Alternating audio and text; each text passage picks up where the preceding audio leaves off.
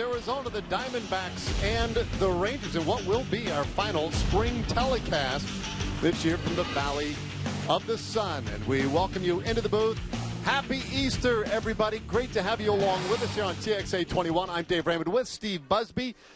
And for Colby Lewis, this is likely his final tune-up for the regular season. Yeah, and Colby says he's right where he wants to be. And, you know, going back to last year, Colby was really the mainstay of the Rangers pitching staff before Cole Hamels got in town. Colby setting career highs for himself in virtually every category as far as a starting pitcher goes, wins, starts, and innings pitched. Colby again over 200 innings. So the Rangers really rely on Colby Lewis. Last time out for Colby down here, a little bit rocky, but this is not quite honestly the most favorite place that Colby Lewis has to pitch. Arizona, the ball jumps out, and Colby, you know, is a fly ball pitcher. But he'll be working today, see if he can get that slider going down and away from the right-handed hitters and spot up that fastball. Amazingly enough, maybe the best conditions we've had here in Arizona for a fly ball pitcher today. Not a whole lot of wind, at least early on. Yohan Lopez, the Cuban immigrant for the Diamondbacks today, will have the mound as well. Stay with us. We'll have the starting lineups for the first pitch. Baseball coming up in just a moment.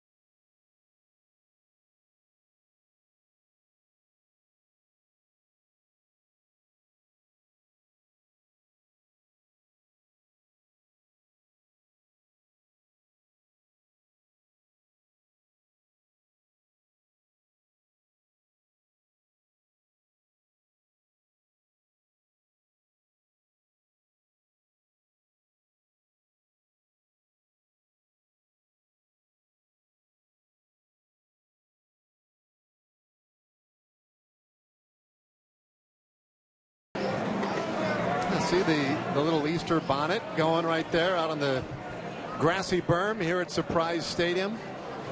Beautiful Sunday afternoon for the Rangers. Obviously, our final spring telecast. Just a couple more games remaining down here in the Valley of the Sun. And then it's back home again to Globe Life for a couple of exhibition games against the Cleveland Indians. And the regular season beckons.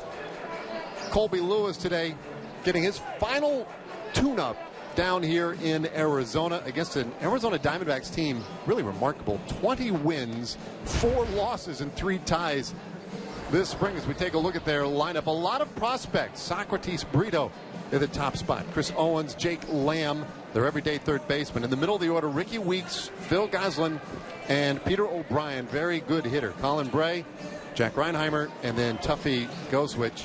Their catcher today rounds things out for the Diamondbacks. No pitcher hitting for a National League team today. And Colby Lewis on the hill for the Rangers, a 36-year-old out of Bakersfield, California. Colby, as we mentioned, 17 wins last year, and 33 games for Colby, 17-9. That .466 a little inflated If you take out a couple of the real clunkers that he had, that ERA is down right around 4, so much more impressive than that 4.66 would tell you. But again, an innings eater. Colby Lewis, very few walks, only 42 with 142 strikeouts. A great strikeout to walk ratio. And Colby getting himself where he needs to be. I mentioned last time out, had a little bit of trouble over in the wind at Peoria the other day against San Diego. A couple of pop-ups that didn't get caught and some fly balls blown out of the ballpark. But Colby today will have his game face on. He's trying to get it tuned up both physically and mentally to start the season. Yeah, for a starting pitcher, we take a look at the defense behind him today. Ruggiano, Desmond, and Shin-Soo Choo in the outfield left to right. The infield, pretty representative. Adrian Beltre at third. Elvis Andrus at short. Rougned Odor second. And Mitch Moreland at first. Robinson Chirinos today doing the catching for Colby Lewis. There's a skipper. A chance to chat with him a little bit this morning as he continues to weigh all of his options, and there are still plenty, Buzz. And I get the sense there's still a lot of maneuvering to do. Yeah, there probably is a few questions to be answered, and although this lineup for him today is very representative of the opening day lineup, we will see maybe one change. That's about it. Well, ready to go, and Lewis gets us started with strike one.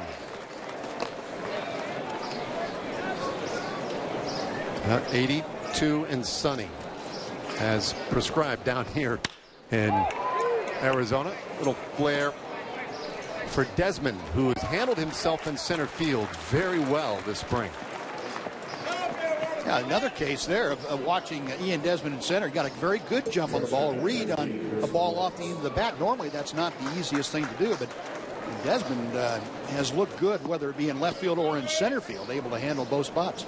And that might be one of the bigger stories that perhaps doesn't get all the headlines this spring, but the fact that he has played as well as he had in left field, but then also can handle center so well, that might mean some very big things for this ball club. As Chris Owings steps in, shortstop for the Diamondbacks today. Well, that fact by itself, Dave, it takes a little bit of the pressure off. Who do you have as an extra outfielder? It doesn't necessarily now have to be a guy that has center field capabilities. With that, Desmond able to play out there. Slow roller left side of the infield. Beltre with a nice play, 2 away.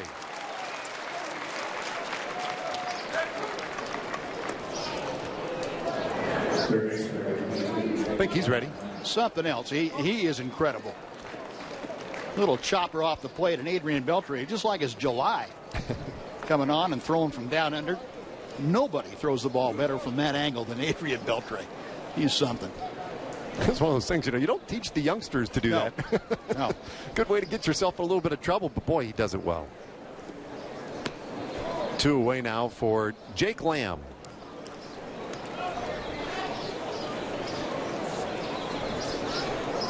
Lamb last year, 263 average in his first full year in the big leagues with the Diamondbacks. You see, he's had a very nice spring training.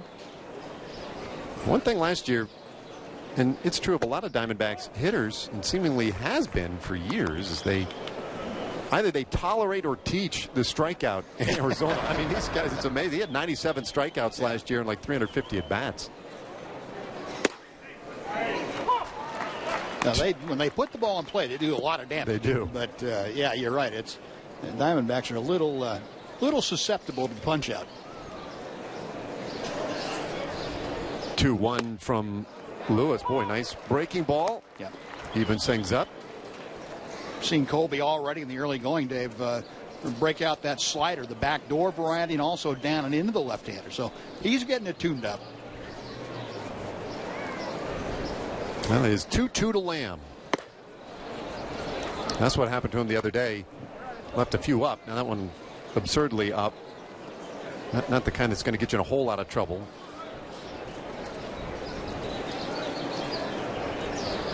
And the payoff.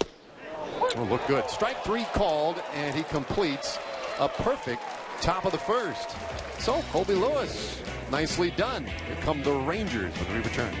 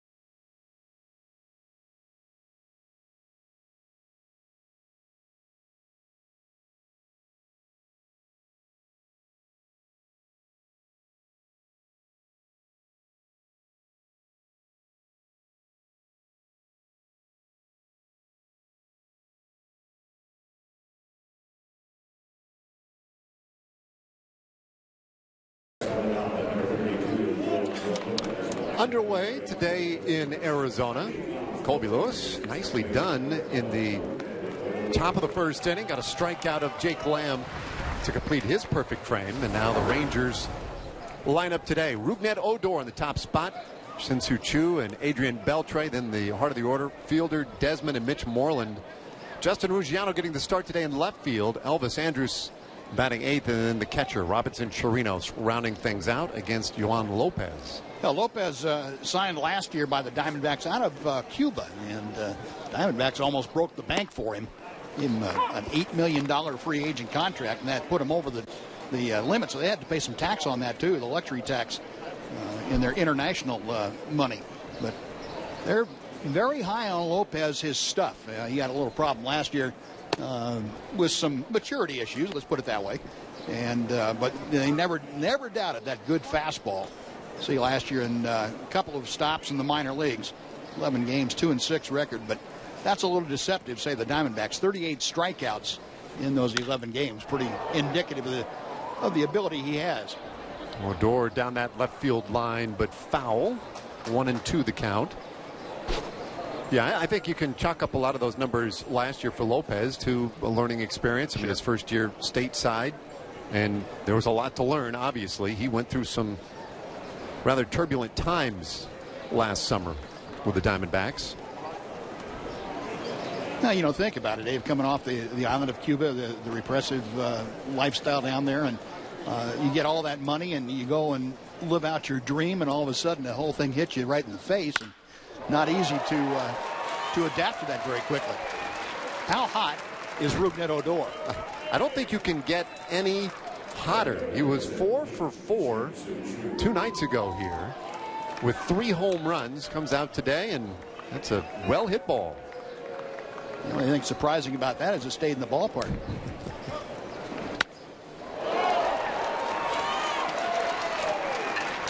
That's something that Jeff Bannister was asked about Rougned Odor hitting at the top of the order, and Jeff said, well, he could hit any place. He's that kind of a hitter. He can do whatever you would ask him to do. Get on base more frequently. He makes enough contact to hit at the top of the order and not be a problem. But he said as far as run produce, he's probably a better run producer than the leadoff spot would allow him to be right now.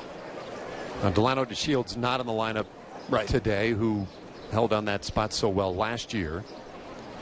And so today, just a slightly different looking lineup because of that. And Chu accidentally got a piece of that one for strike one. And you would think Delano, the only missing starter, I would guess, from opening day, or at least you'd think so. Ruggiano instead getting the start today in left field and moving Desmond into center as a result. Otherwise, yeah, you're right. Pretty much the group you're going to see opening day at Globe Life Park against the Mariners. 1 strike pitch. Nice looking breaking ball that time from Lopez. 23 years old. Fastball still in the low, maybe mid-90s when he really humps up. Good curve, changeup, and an occasional slider.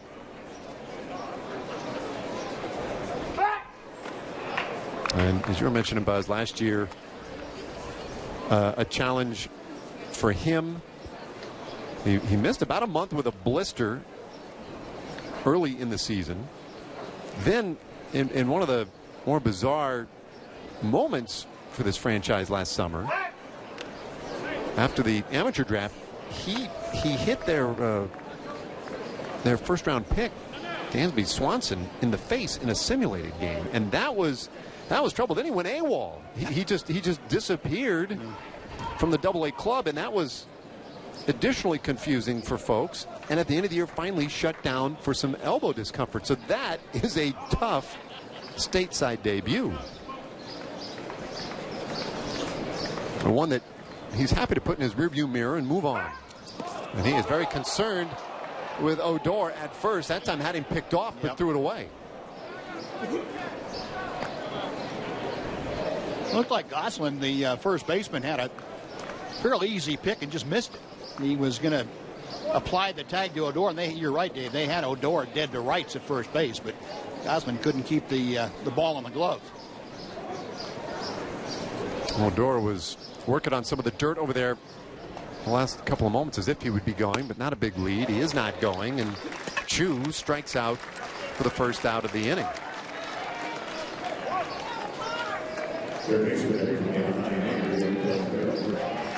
A pretty lively fastball, got it up just above belt high, and Shin-Soo couldn't catch up with it. That's one of the things that Diamondbacks like about this young man. 24 years of age, that kind of fluid motion. He throws a very easy 93 or 94. Well, you figure still young and still some physical development there. You see a guy who can probably put on a few pounds, maybe gain some strength, as Beltre moves out of the way of ball one. So we still may be a little way from knowing really the limits of young Yoan Lopez. Odor taking a slightly bigger lead, and now Lopez breaks contact.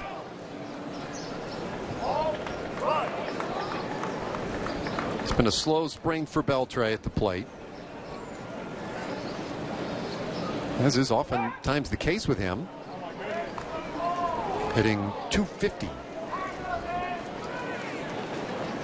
With limited at bats. Odor's getting a lot of work on that dive back to first this inning. Man, just about has it down.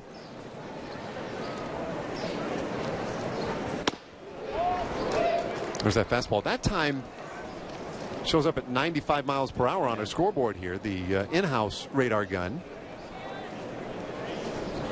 So it may well be that he has picked up a little velocity in his first offseason. With a more rigorous training program, more structured program. 2-0, and Beltre lifts this one into left field, left center rather.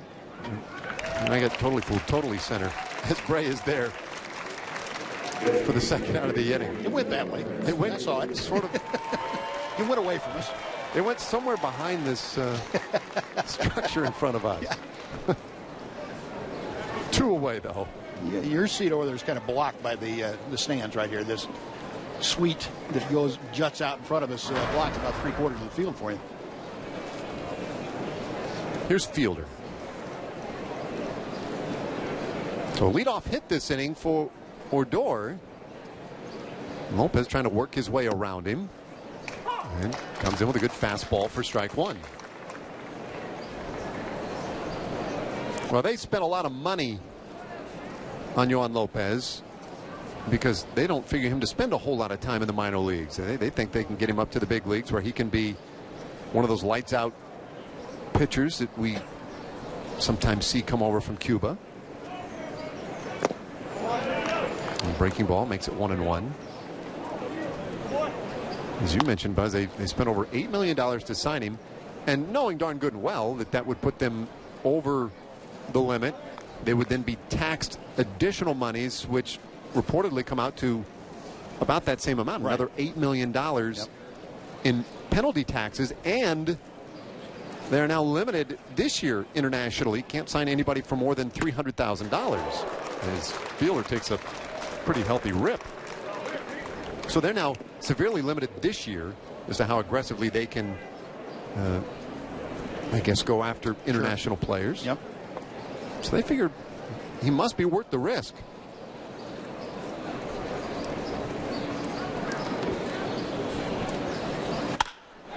Off the handle, and Fielder serves it into left center for a hit. Odor got a good start. He'll end up at third. Now the throw back to the infield gets away, and Fielder will take the extra base. There you go.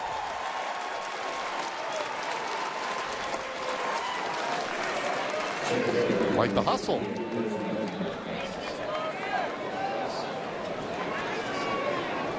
So an error to O'Brien in left field.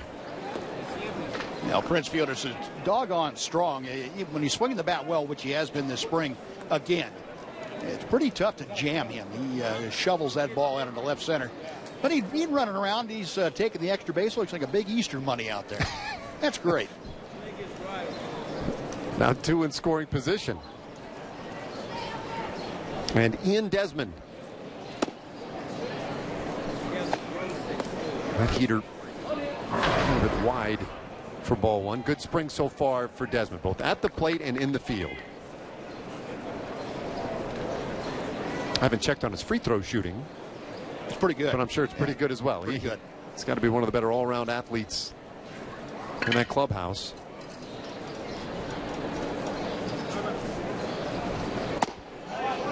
Two and 0. Although Jeremy Guthrie took him down the other day. Guthrie's good, pretty good shot in basketball. And he doesn't throw a sinker up there. Well, I do think if you want to go free throw shooting, that's one thing, right? It's like putting contest. Sure. But you want to go one-on-one? I'll probably take Desmond in most cases. Yeah. Tried to hold up, but couldn't. 2 and 1.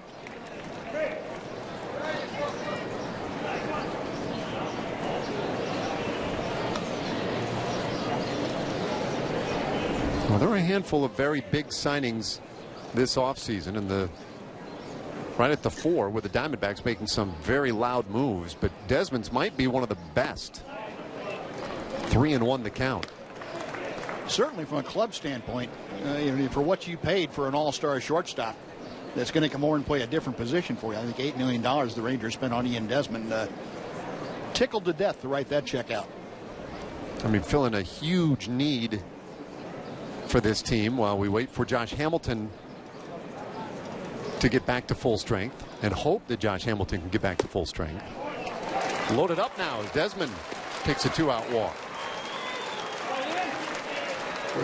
And Hamilton, we should note, this week he's done some hitting. Yep. Off some line pitching, and he has resumed some baseball activities and says that knee feels as good as it has in many, many years. Let's hope, because a healthy Josh Hamilton, a productive Josh Hamilton, is going to make any ball club better, and the Rangers included.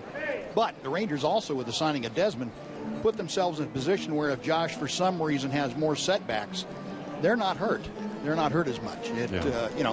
You can cope, more than cope, with Ian Desmond out there and the way he has adapted to left field. A little conversation out there on the mound as they try to settle down Lopez. This matchup ought to be interesting. Lopez with that good hard fastball, and Mitch Moreland probably as good a fastball hitter as the Rangers have on their club. So here you go, power against power, with the bases juiced. Can't get too cute here either if you're Lopez with the bases loaded.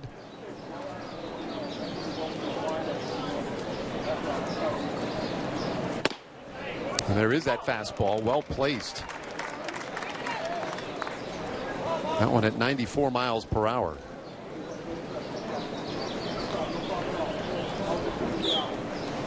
Moreland 235 for camp this year, but 3 home runs. I'll chase that one. Come on, that's it. So bumpy start for Lopez this afternoon. 2 hits, 1 to Odor, who is at third. Fielder fought one off into left field for a base hit. Desmond walked.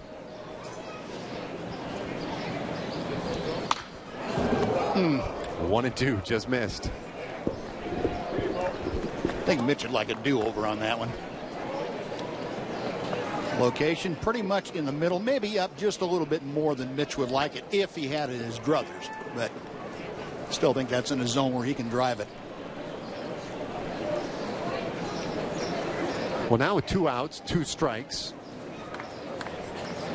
We'll see what Moreland does here with Lopez, and vice versa.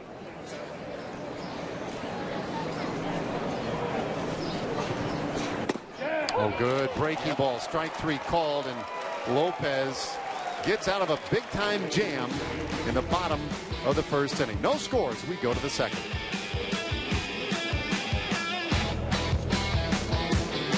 These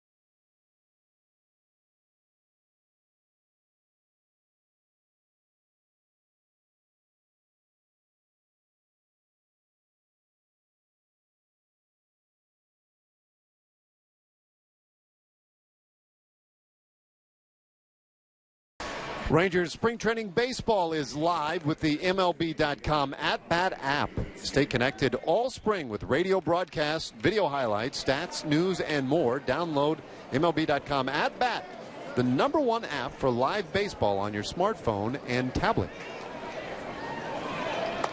There we go, the smart folks in the back there with the big umbrella. And the sun seekers. They usually outnumber the smart folk. Yeah. They like the sun. Colby Lewis ready to go. Had a long wait between innings. And he will contend with Ricky Weeks to start things in this second inning.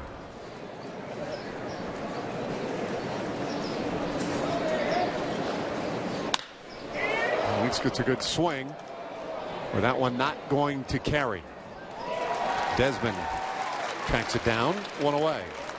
A little bit of a breeze headed out that way, but as you mentioned, Dave, at the outset, not nearly as windy as we've seen it in the last couple of weeks down here, and that would have been a problem a couple of days ago. Yeah, that thing would have been gone a couple of days ago. You never see this.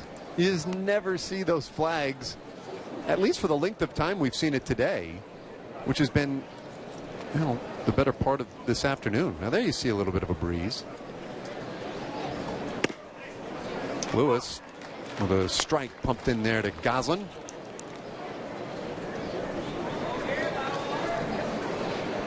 Four up, four down so far.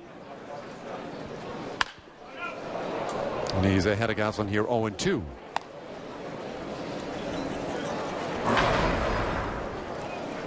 And I realize that this isn't all of the Diamondbacks frontline artillery, but still, Colby pitching much better than he did a couple of days ago.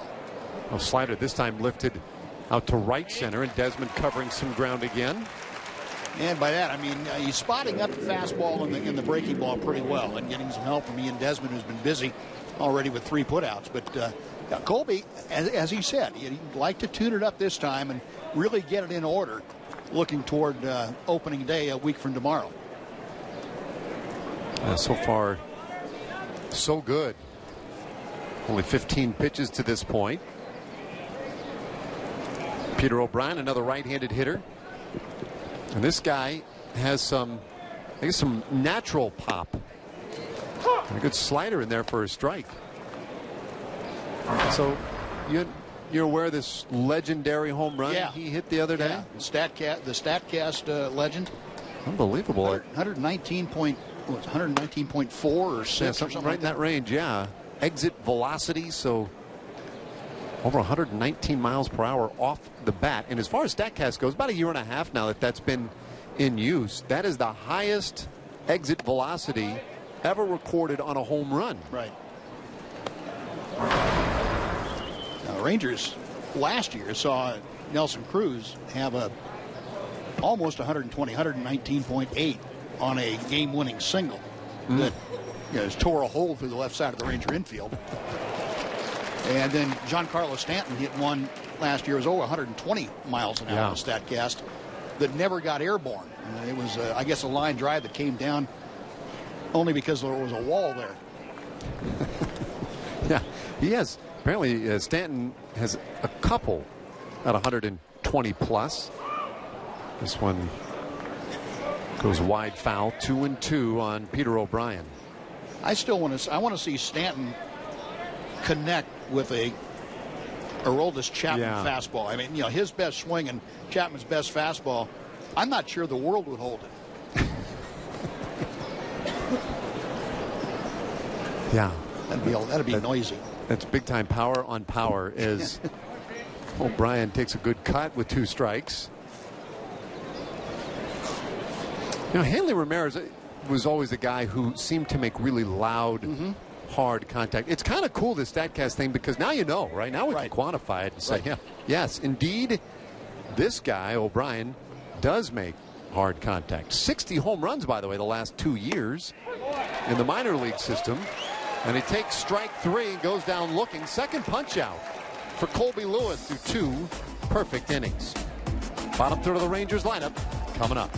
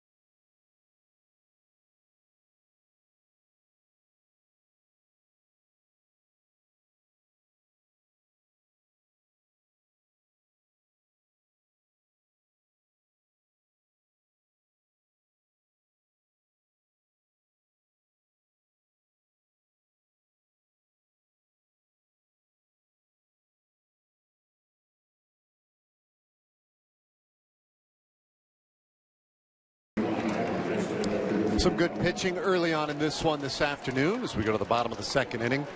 Hey, opening day right around the corner, April 4th. That Monday opener against the Mariners.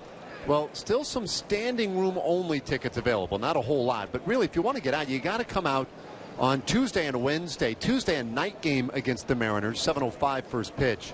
Wednesday, that's the day, right? That's the business person special, if you will. 1 o'clock game, dollar hot dogs.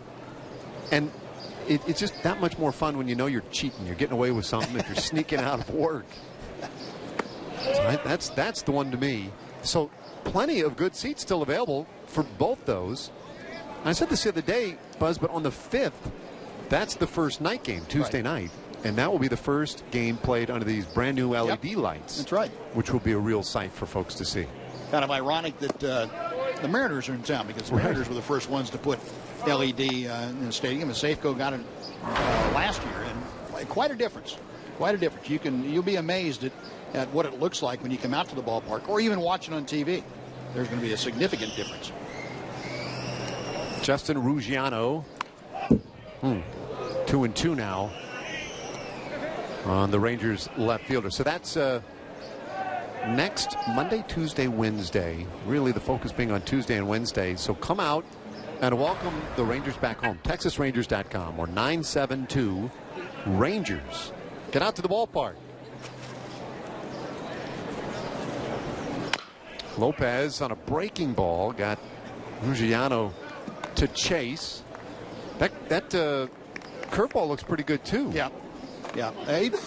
He has been graded as having 3 better than major league average pitches. The question was, can he ever harness them in the strike zone? And when he does, we can see what the results are. Makes it pretty tough on hitters. Yeah. Worked out of a bases loaded jam in the bottom of the first by striking out Mitch Moreland. 2-2 to Ruggiano. And another bender, but good job by Justin to earn yet another pitch. Dave, you were talking about the decisions that Jeff Bannister and company have to make, and Justin Ruggiano right in the middle of one of those decisions as far as the extra outfielder that the Rangers are going to carry. Bounces one toward third. Nice play by Lamb. One away. You've got Ruggiano, who, for all intents and purposes, looked like the guy that was going to be the left fielder while Josh Hamilton was mending before Ian Desmond was signed. Now, all of a sudden, Justin Ruggiano really fighting for a spot, and he and Drew Stubbs and Ryan Rua. Probably the 3 guys that are going to battle out for maybe 2 spots. Extra outfielder, right-handed bat off the bench, and also a guy that can play first base. Here's Elvis, his first at bat of the day.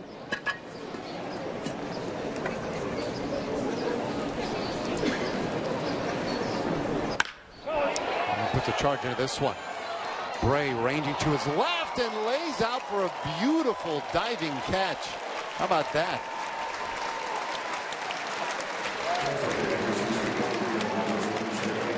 Quite a play by Colin Bray out there in center field. He got a great jump on this ball going to his left. And boy, the young man put on a burst of speed. That ball had a little bit of slice and sink to it when it came out there. He had to adjust his path about 3/4 of the way there. Oh, nice job by Bray. Boy, that's a beauty. 2 away. Now, Andrews doesn't feel bad about it. I mean, it was a good swing, good execution of the pitch. Old chopper goes foul down that third baseline. So it's spring training, numbers don't matter.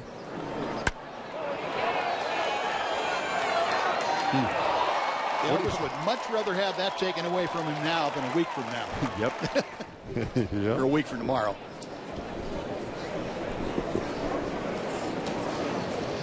One strike pitch to Chirinos, and it's 1-1. Well, Ruggiano, go back to your comments. Ruggiano was working out a little bit at first base. We've seen him play a few games there to see if maybe he could help in that regard. And part of what makes him so compelling is his ability over the years to destroy left-handed pitching. Yes. Ruggiano the other day had a 2-homer game here both of them against a right-handed pitcher. So he'll take those too. Yeah. Yeah. 2-1. Look good. Good fastball for a strike. He's taking a little bit more off the fastball now. Early in that first inning, he was throwing 95, 96. He had a little bit of command trouble there. He has since dialed that down now, about 93, 94, and he's been a lot sharper. And a curveball. That one ripped to short. Tough play over there. And it trickles into left field. Chirinos is aboard. And that is the second error of the game charged to these Diamondbacks. Yeah, they gave Chirinos a base hit. Yeah. And Owings would go along with that. Boy, down here in Arizona, and I know the Diamondback players are used to it, but still the hard ground and a sinking top spin line drive like that, you don't know if it's going to stay up, stay down, hit you in the chops. It's liable to do anything. Owings just trying to get out of the way. Well, now Rougned Odor, who is swinging a very good bat. This one gets away from Goswitch, and Chirinos will go to second base on the wild pitch.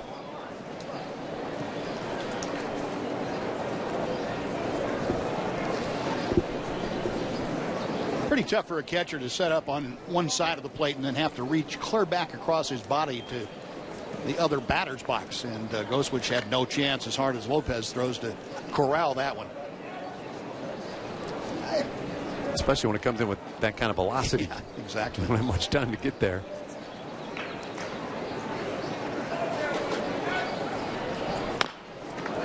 Odor slips coming out of the box. And that little dribbler foul, 1-1. 6-game, I guess you can make it a 7-game hitting streak now for Rougned. 12 hits in these 6 games now. 12 for 21 with 3 homers, 3 doubles. Yeah, overall batting average approaching 500 now for the spring.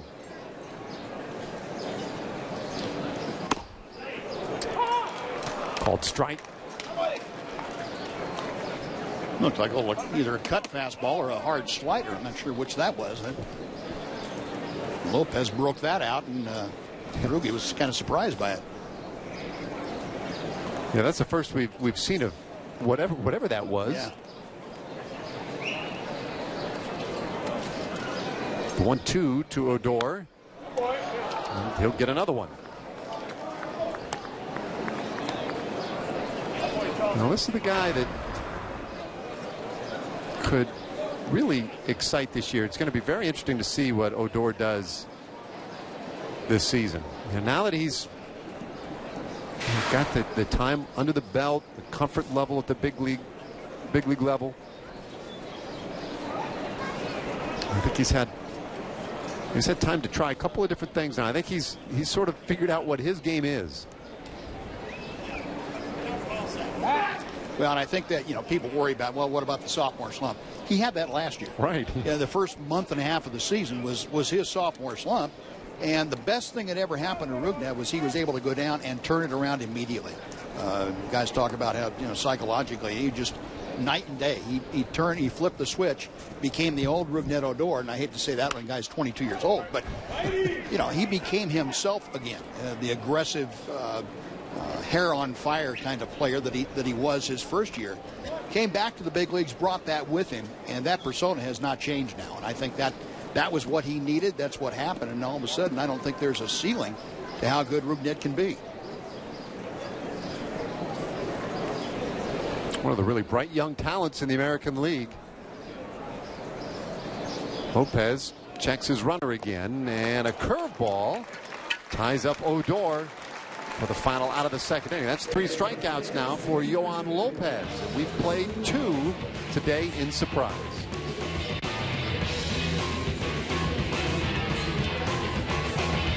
Add a new and exciting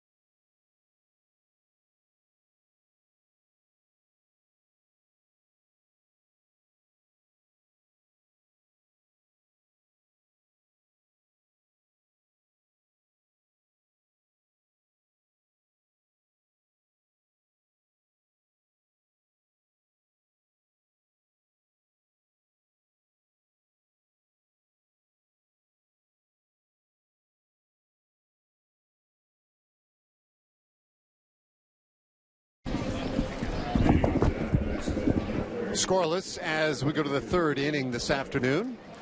Colby Lewis has looked very good in his first 2 frames, couple of strikeouts. He has pitched with good tempo. He's been efficient.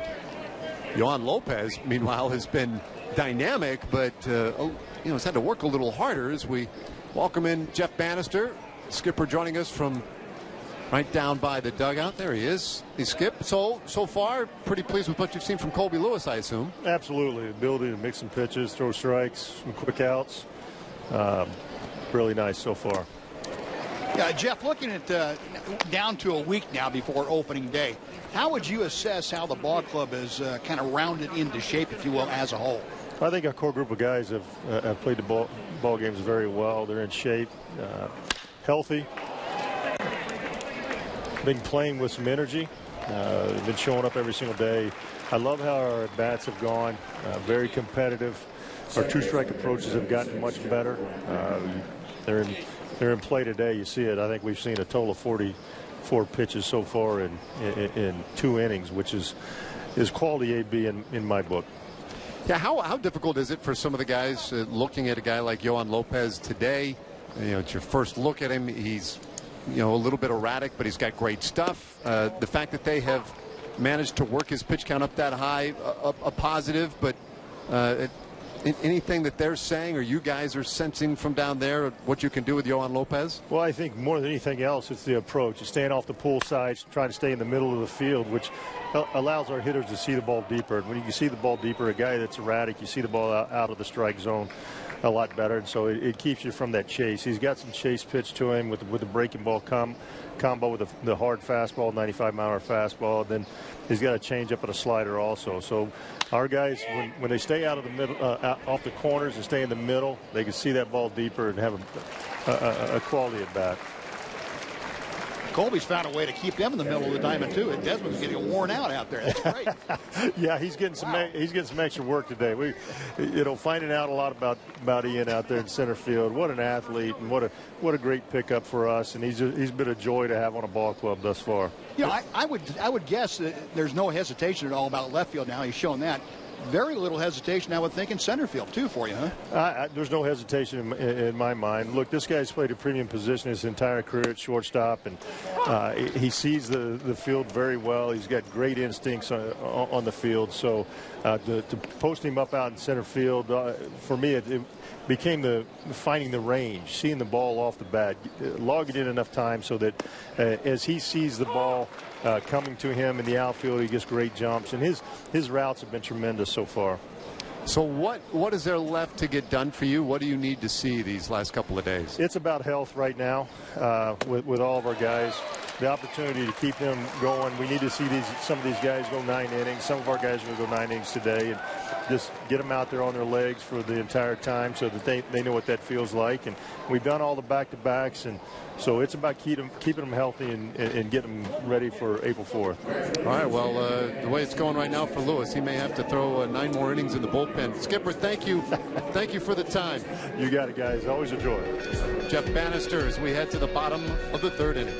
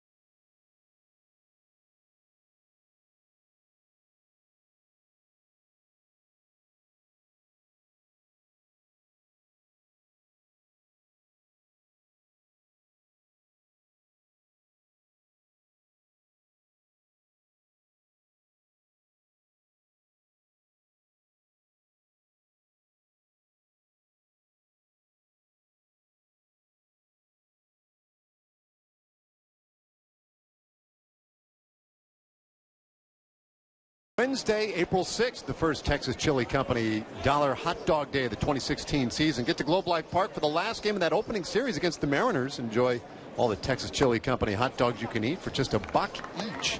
Go to TexasRangers.com for tickets. Yeah, that is a Wednesday 1:05 start against the Mariners. You got the affordable lunch. Yeah. Sunshine and baseball in the middle of the day. You got to do it. Interesting to see the Rangers take on the Mariners in the first 3 game set. Mariners, again, a lot of hype coming into the season now for what's that, their 14th or 15th straight year where they've gotten it all together now in the winter. And it seems every year the so Mariners true, have done something different, a lot of things different each year. And the fan base up there has gone crazy till about the 1st of May, and then it's a problem. 2-2 on Shin-Soo Choo. It's a really good point, though. And of course, the Mariners, the only major league team to have never appeared in a World Series. That's another kind of amazing number for them. But they did make wholesale changes. Right. I mean, by the Christmas holiday, they had turned just about everybody over. As Chu is the 4th strikeout victim of the day for Yohan Lopez. But the new GM up there, Jerry DiPoto, didn't hesitate. He went up there and he had an idea of what he wanted to do. And apparently he was pretty much given carte blanche by the Mariner ownership and really revamped everything. They're counting still on Robinson Cano and Nelly Cruz to come back and be the kinds of hitters that they expected. Cruz was very good last year. Cano was awful in the first half. But they feel that surrounding them with a few better hitters, and it should be better. They revamped the bullpen, too. So it'll be interesting to see how that works out. 1-0 to Adrian Beltre. And there's that breaking ball again. Boy, that thing has looked good. But the thing is, though, that has been the quickest, turning point for a lot of teams has been revamping the bullpen. Right. That's so many teams have made drastic improvements just by that alone. Beltre pop up in a tough spot out there into right field, but Brito is there. 2 away. Yeah, Dave, I think for most teams it's a lot more economical to revise the 7 or 8 guys in your bullpen, do a makeover. It's less expensive than trying to get a couple of quality starters or a couple of very good position players. And they can have a bigger impact. A bullpen can have a huge impact on how well the team plays. If you cut games down to 6-inning ball games, the way Kansas City has done, all of a sudden, you're going to win the vast majority of them if you just score a few runs. And I think that's what Seattle's trying to do. It's what most teams are trying to do. Keep up with Kansas City. Rangers have done a great job of that.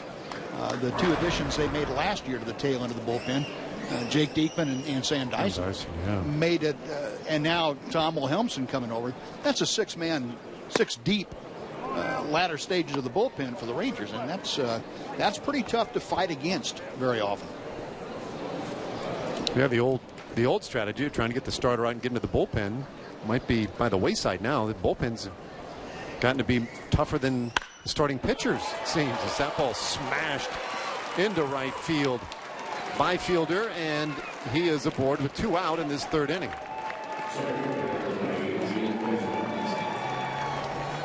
He's 2 for 2 today. Well, Phil Gosselin down there making sure he played this one off the side. A little bit of old way action. He was not going to get his body in front of that one, even if he'd had the chance. He said, no, I don't think I'll play over here. It's Easter. If I come up with the egg, that's fine. If not, that's okay, too. Yeah, the old, just knock it down with your chest. No. No, I don't think so. Here's Desmond. He had a really good at-bat in the 1st inning. Desmond ultimately drawing a walk off of Lopez. We just talked to Jeff Bannister last half inning about the 2-strike approach, and boy, how much that has been a focus this spring for his Chargers. He seems pretty pleased with it today. 1-1 to Desmond. Yeah, and I think you look at a guy like Ian Desmond. I believe Ian had that 2-strike approach in his game before he came over to the Rangers. And, bringing a guy over there that has that mentality and have the other guys see how it works in action, really an important part. 2-1 now. When you were pitching, did you feel like very many hitters had the sort of intellectual approach that we see so many teams, so many players have today? Yeah, it was different from that standpoint, Dave, in that a lot of guys changed. There were much better situational hitters throughout a lineup than we have today. Guys are looking more often today, I think, for the most part, hit the ball out of the ballpark when you have the chance. Strikeouts don't mean nearly as much as they used to. It used to be a strikeout for a hitter was a personal affront. He was embarrassed about that. Right. Well, guys don't get embarrassed now, and they take that as part of the price they pay for hitting the ball 500 feet. 2-2, and it's a full count now. But the scouting report I was most interested in before I faced a team was, okay, who on the ball club is doing something different now with runners in scoring position, the game on the line? Has he changed? In other words, I knew who the guys were that would take the ball the other way when they had a chance to produce a run. Has that changed or not? That's what I was interested in, because game situations were extremely critical. We see it with Prince Fielder all the time. You get a tying or go-ahead run out there at second base. All of a sudden, Prince Fielder, it doesn't matter where the shift is. He's taking the ball where he needs to drive that run home. He's running, and the payoff pitch lined right out to Socrates Brito. And the inning is over. So the Rangers get another base runner, but can't get him home. Still scoreless as we go to the fourth.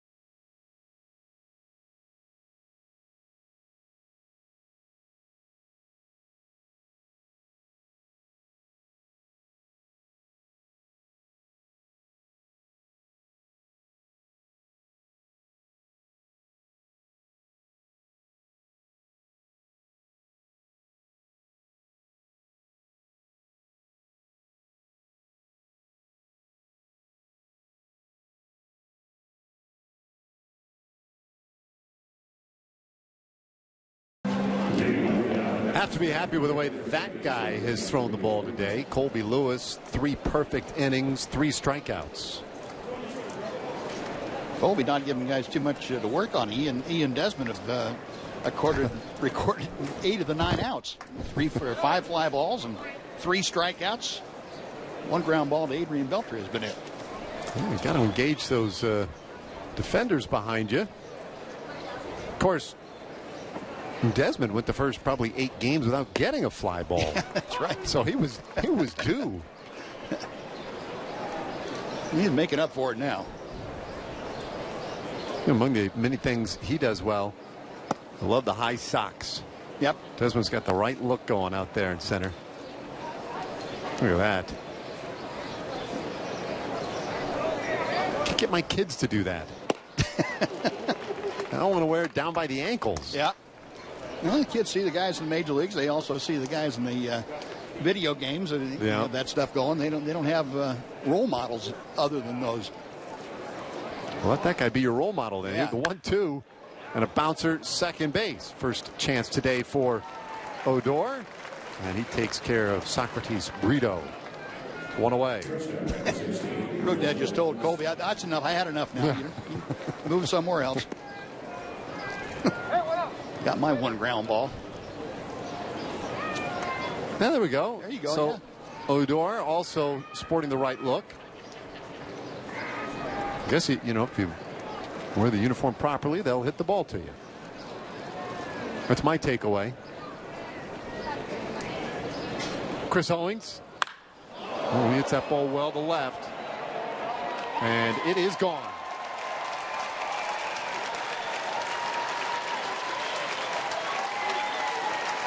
First run of the game, and the Diamondbacks up 1-0 on the Owings home run. Owings intercepted that Colby Lewis pitch before it ever got to the outside corner. And Owings with pretty good pop centered that ball up very well. Colby trying to work down, and the ball never quite got there. You see the spin, the kind of a backup slider that backed up right into the hitting zone. Just about the time Colby released that pitch, it started screaming, "Hit me." And Owings obliged. So now Jake Lamb, and you know that the second it leaves your hand, right? Oh, yeah. Oh, boy. Yeah, that's when you start calling timeout before the ball goes. Hold it, I didn't mean it. I'm just kidding. Yep. That's a pretty helpless feeling. Ball out of your hand, you can see where it's going, and all of a sudden the hitter's eyes get about the size of saucers. 2-1 now to Jake Lamb. And that is one part of Colby's game, right? That you have to live with the occasional home run ball. Yep. when you're the fly ball pitcher like he is. The key is keeping those walk numbers down, which he has done so well. Will pop up, playable into shallow center field. Andrus is right there, 2 away. Yeah, there have been a lot of quality pitchers over the years who have given up a lot of home runs, but they were all solo jobs, and they excuse me, Fergie Jenkins comes to mind. Gave up a lot of home. Burt Blyleven gave up a lot of home runs. And if you can make the Hall of Fame by giving up some home runs, but having them all be solo wins, that's okay. And those two guys certainly did it as well as anybody.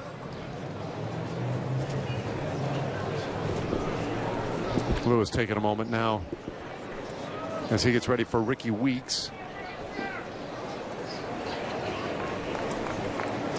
1-0 Diamondbacks on the Owings homer. Weeks having a good spring, and he needs it. 33 years old now. Last year was released mid-season and not picked up again. Long-time Milwaukee Brewer. Last year with the Mariners. And it's 0-2 now on the right-handed hitter.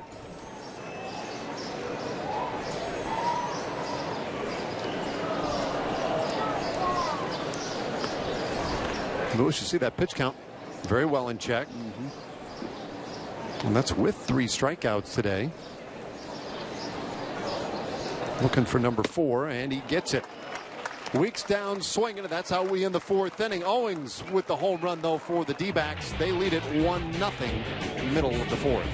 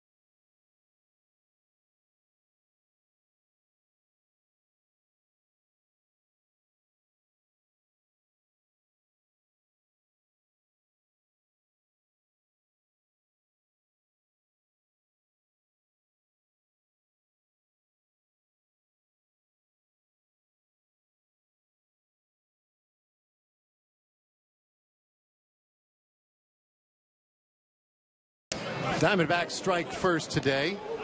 Chris Owings' home run in the top of this inning. Hey, Saturday, April 16th, featuring a 7:05 game against the Baltimore Orioles in that first home weekend of the season. Well, the first 15,000 fans, 14 and older, receive a Texas Rangers pullover jacket, courtesy of Globe Life. Get yours at TexasRangers.com.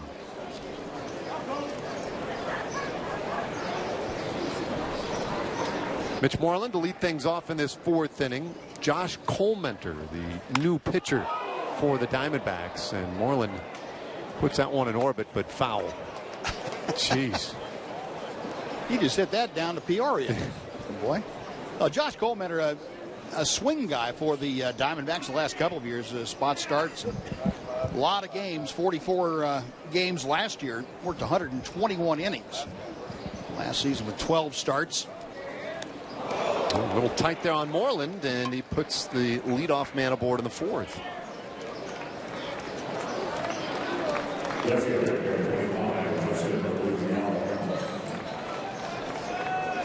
Colmenter, a very valuable guy to the Diamondbacks. He can virtually pitch in any spot out of the bullpen, with the exception of closer. I suppose he could do that too, but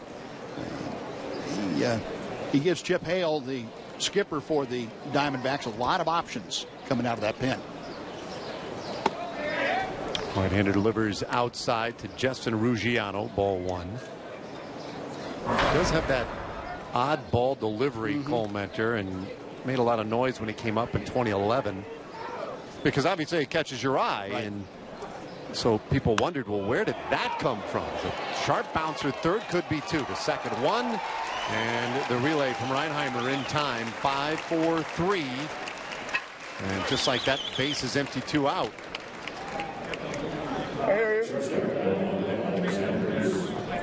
When Colmenter, though, we'll get another look. Two-strike approach, talking about outs to the pull side. That's what you're trying to avoid. And Jake Lamb down there at third got himself an Easter egg basket filled up with that one. Look what I found. Tough at bat for Ruggiano, but you're right.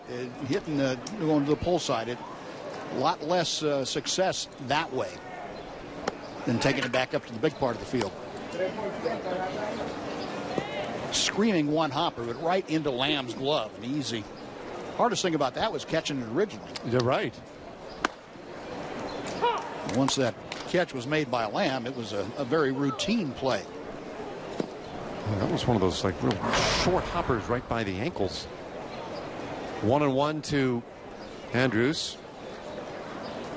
And it is 2-1. Colmenter, though, growing up with his brothers, apparently in the backyard, they grew up in a small town, Homer, Michigan, and they would throw tomahawks overhand at these trees, and that's how he developed his pitching motion. And that's why, I mean, he's got this wacky, if you look at his motion, you can almost visualize those tomahawks.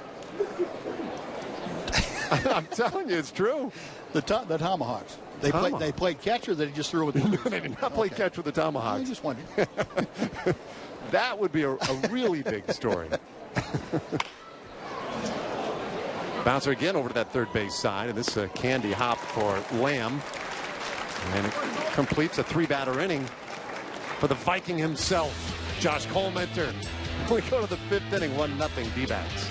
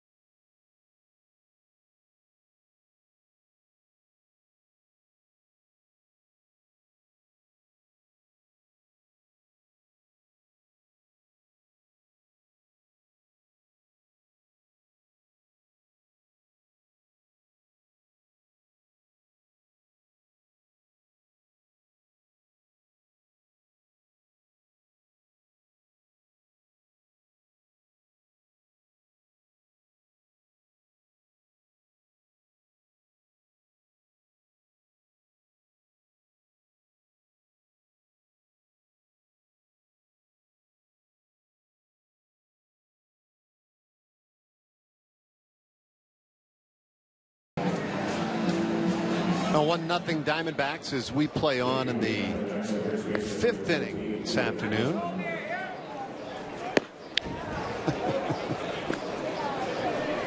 A little chic of Araby. I like that.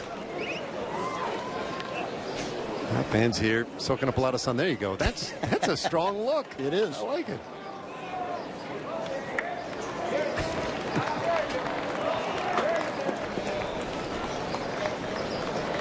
Well, here we go with Phil Gosselin this inning against Colby Lewis. Lewis in his 5th inning, and he may go 6 today. We saw yesterday. We saw Martin Perez get up for a 6th inning, face a couple of hitters. First pitch to Gosling, lifted into left center. A tough bounce, splits the outfielders, and gives him a shot at 3 bases, and he'll have it easily.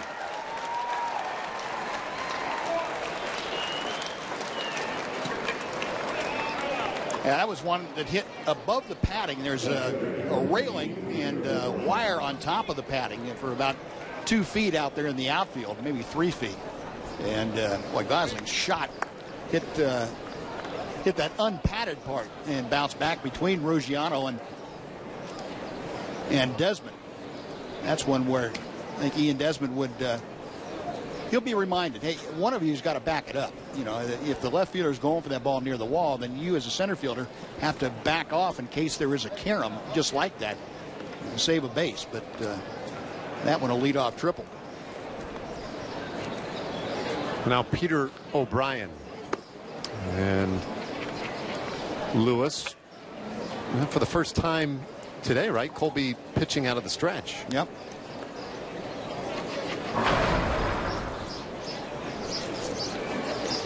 Give up the home run to Owings in the 4th inning, and now the triple to Gosling. O'Brien, a guy with big time power, and he just missed that one. It's 1-1. O'Brien put up big numbers last year at AAA Reno, which is close to the equivalent of pitching on the surface of the moon. I mean, that is a tough place to keep the ball in play. But had 26 home runs there, 107 RBIs. A guy making a position change. Mm-hmm. He's turning himself into an outfielder and potentially even a first baseman. That's now 2-1. They just got to find a way to get that bat in a lineup. Yep.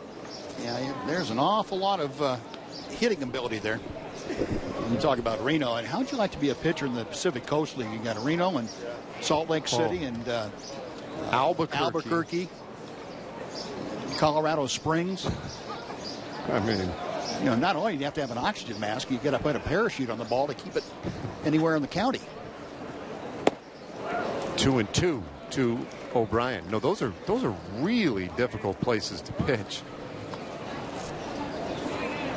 There are not many. I'm trying to think if there are any real ballparks that are terribly friendly to pitchers or even fair. I mean, there aren't that many. Yeah, Tacoma is not terrible. Yeah, that's decent. Oklahoma City's okay. Yeah. 2-2. Got him. Strike 3 called, and O'Brien down on strikes for the 2nd time today, and not too happy about it. Wow. For a spring training game, that's a pretty vociferous reaction right there. You know, taking advantage of the minor league umpire. It's Billy Cunnett and O'Brien not really having a lot of respect for the untried umpire. That was close.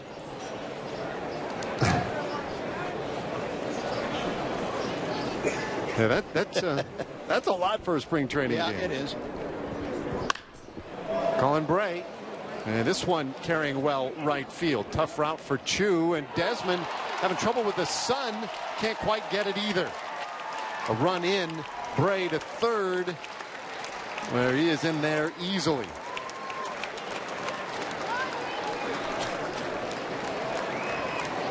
Second baseman, 76. And that one is going to go down as a triple.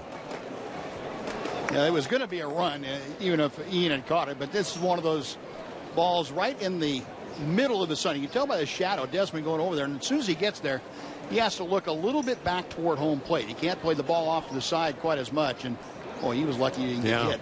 The ball coming right at him. So a run in. 2-0 Diamondbacks. And that one grooved for strike one to Reinheimer. That's a bit of a tough break. That is a who was it that coined that term, the sun-blown triple in these spring training games? But it's accurate. That is just about got Bray down there at third base. Good strong throw by Chirinos.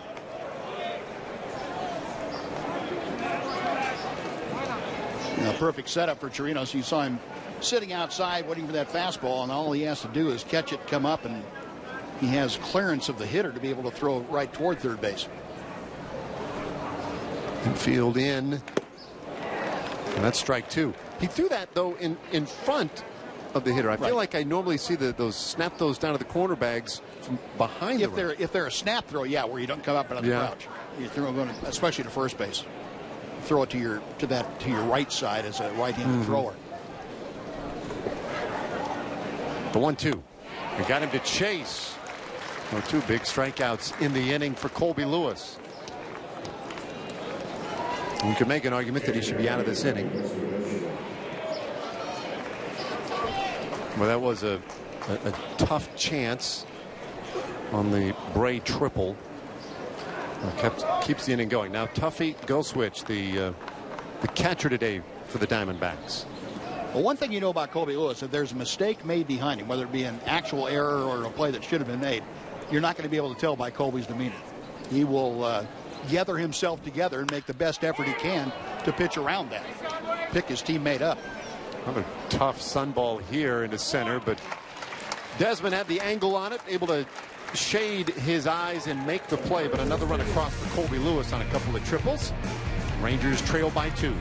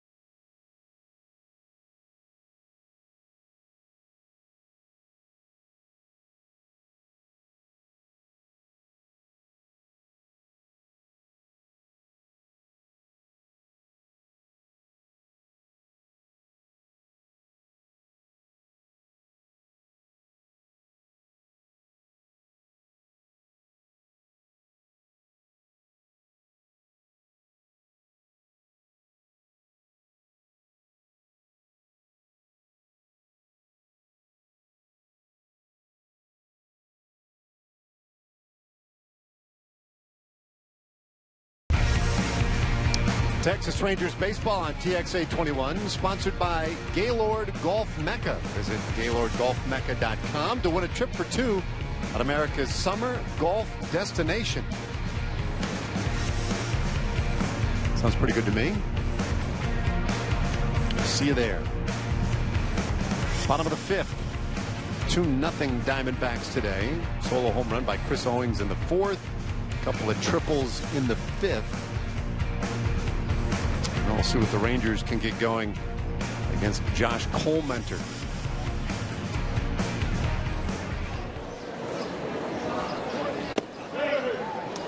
Right-hander drops a strike there to Robinson Chirinos to get things underway in this 5th inning. Happy Easter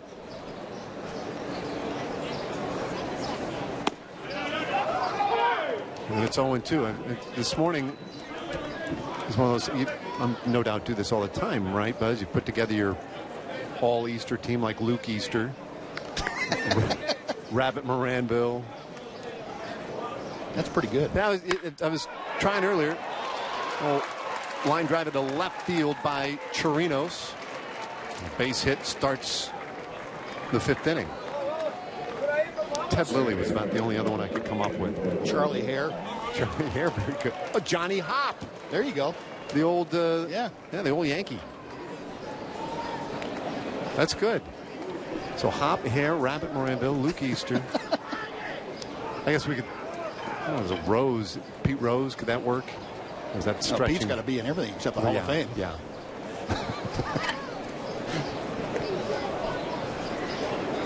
Here's Rougned Odor. A high bounder. There's only one play here for Reinheimer. And they'll get Odor for the first out of the inning. Chirinos still in scoring position.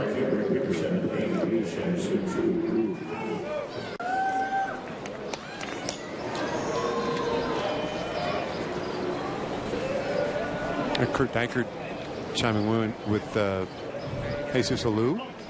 Yeah. Right? You could throw him on our all-Easter team. Oh, boy. Now I'm going to be stuck the rest of this inning grinding away, trying to come up with some names. Try not to worry about it too much. Yeah, it's all tied up. Here's Shin-Soo Choo. Look out. That one got away from Cole Mentor. Choo today 0 for 2 with a couple of strikeouts, both against Yohan Lopez. We might be happy to see Cole Mentor in there now. And hits this one sharply into right field, a base hit. Chirinos off second, and he's going to have to stop at third base. So they're on the corners in the 5th. Yeah, a good decision by Spike Nolan, the Ranger third base coach. That ball was crushed by Choo. It got out to Brito in right field very quickly. Not taking a chance, trailing by 2 in the middle of the orders coming up in the 5th inning.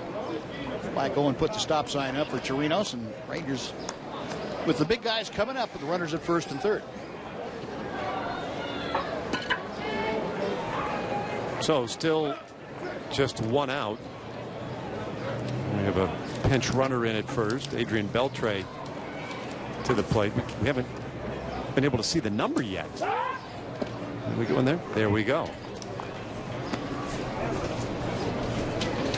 Jairo Barris. Jairo Barris. And so he is on. Choo done after 3 at-bats today. And that one down the middle for a strike to Beltre.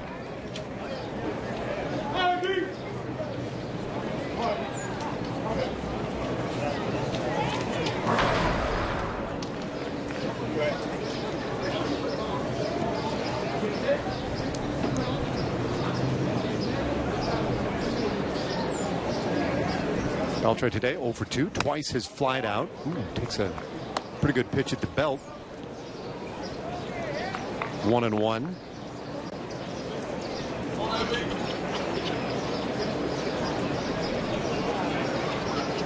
Well, Jeff Bannister telling us, I guess that was in the 3rd inning, that a number of these guys might go 9 innings today. Yeah.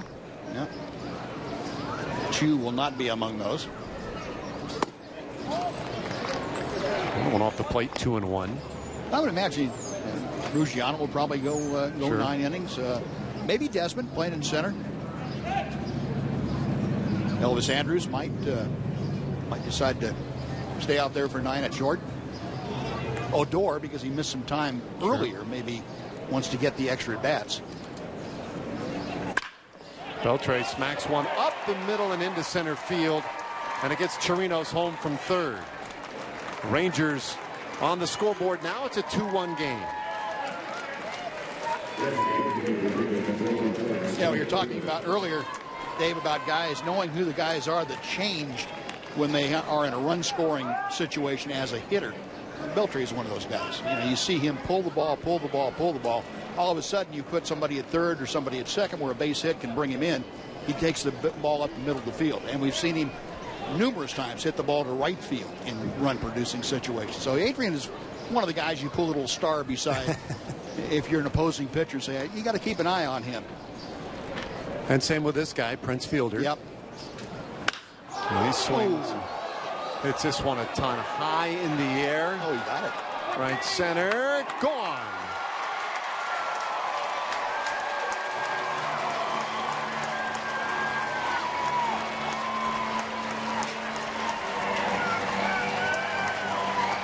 I thought the trajectory of that coming off at Prince's bat, that he had just gotten under a little bit, but he is so doggone strong. Man, and the wind is freshening just a little bit, so it provided a little bit of help for him. It was hard to tell. I mean, I'm with you. When it left the bat, you just had that concern that it could fall right at the fence. And it fell just several feet beyond the fence. And the way Prince looked at it, it probably had that feel to it, like, oh, I hit that pretty solid, but not enough to get out. And he said, well, okay, maybe. Yeah, I did get it. That thing was up there forever. Great reaction, great route out there by that fan.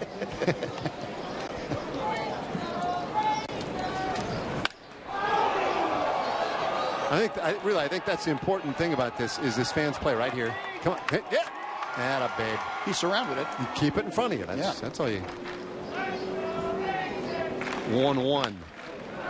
And Desmond almost creates it out on that check swing.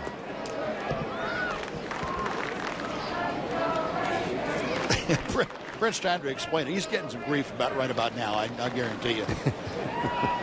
No, I don't know. I just hit it. Well, yeah, what can I tell you? Yeah. 4-2 Rangers after the 3-run blast. Desmond pounds this one in the dirt, and it bounces through. That's 4 straight hits. See, there's not much of an opportunity for pitchers down here when you're not pinpoint perfect, because you give up the fielder home run on a pitch that was okay, but he hit it straight up in the air. That goes 385 feet to right field. Thought he didn't get hurt there.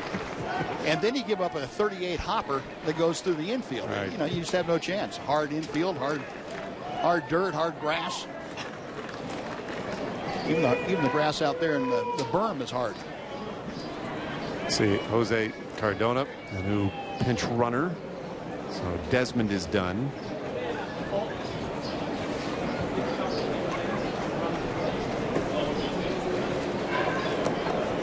Now, this is not a forgiving place to pitch. And Cole Minter might be the first to help you understand that. He has retired a 1 batter this inning. And now deals with Mitch Moreland.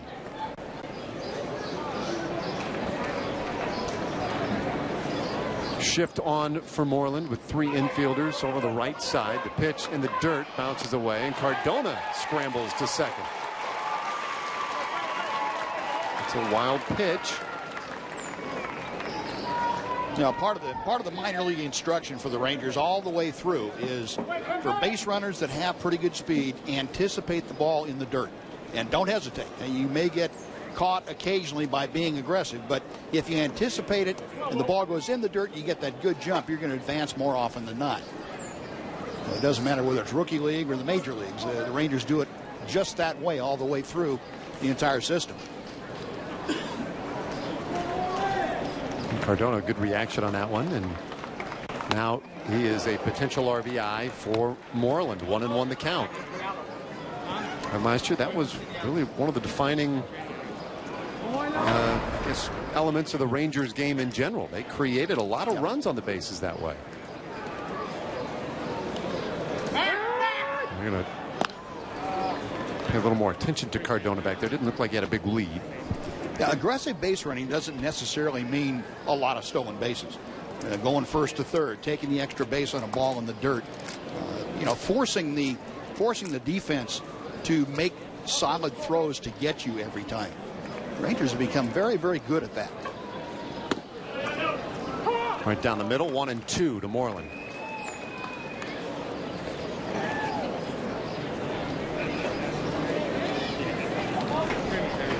You know, in the world of this new brave world of analytics and number crunching, one of the things they've determined too is that you need to get caught sometimes.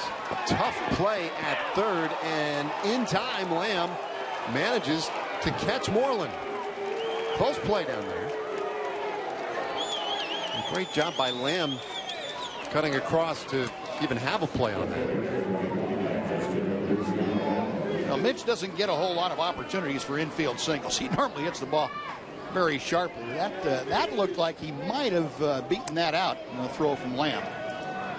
Bang, bang play.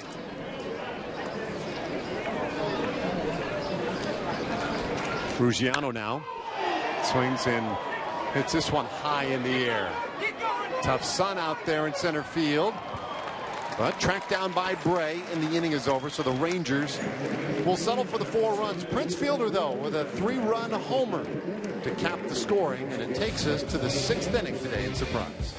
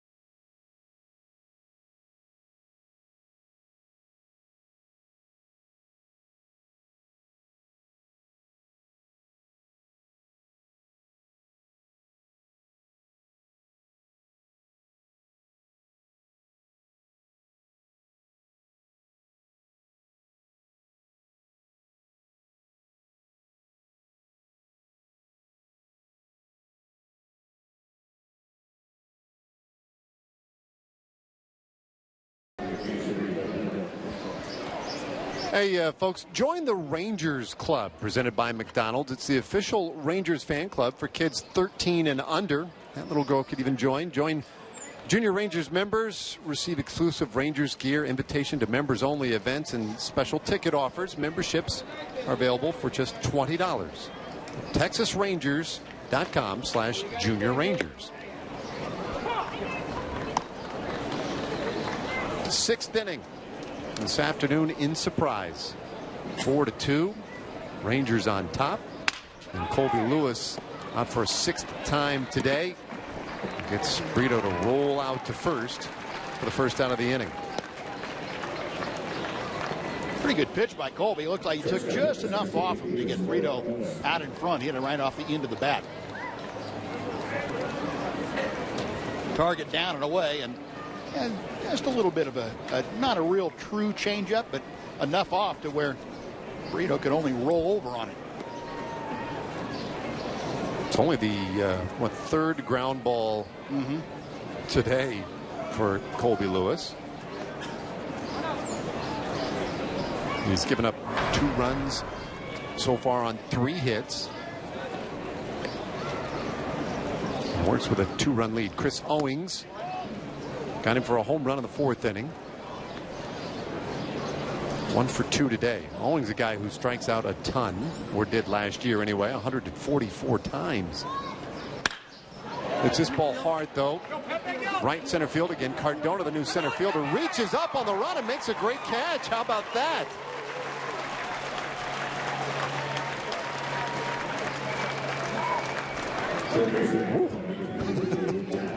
Cardona off like a shot. And he was shaded over to left center field a little bit. He had a long way to go, probably 25, maybe 30 yards, and he has a pretty impressive closing speed. Took everything he had to finish that one off. Look where he started, and that ball carried pretty well. Nice play by the young man. 2 gone. And Jake Lamb takes ball 1. So what's the deal now? I mean, Colby's going to hit 60 pitches with this next one and just about be through 6 innings, but he will not throw more than 6 probably, right? He'll go out to the pen? Yeah, probably not, because there are some other guys that need to come into the ball game, and they'd like to get him in there. But this is a good outing. This is the outing that Colby was looking for, where he tuned it up and had the pitches working, especially the breaking ball. Able to change speeds, able to spot the fastball when he needed to. And with a couple of exceptions, balls were hit relatively hard, but that's the way Colby pitches. And so the work that he'll get in the bullpen then after this, is that, you try and simulate whatever, I guess, game situations. Arm strength. That's all you're doing. You're just trying to build up arm strength. You've done your pitching out here. You've done your thinking, and you want to, you'd love to execute in the bullpen, to execute to a spot, but you're really trying to tack on top of what it's going to be 70 pitches or so, and then push yourself a little bit so that your arm is built up to 90, 95 maybe. Do you bother with the, that same rhythm of going into a dugout? So like, would he go out there and throw 15 pitches, sit down for 10 minutes? Probably. Probably up and down one more time. Gives up the single to Lamb. And now Ricky Weeks, who's 0 for 2. Well, that's a good breaking ball there, just missed.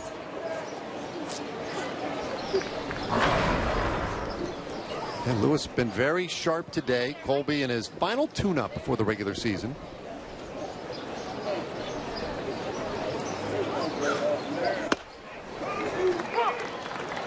One and one.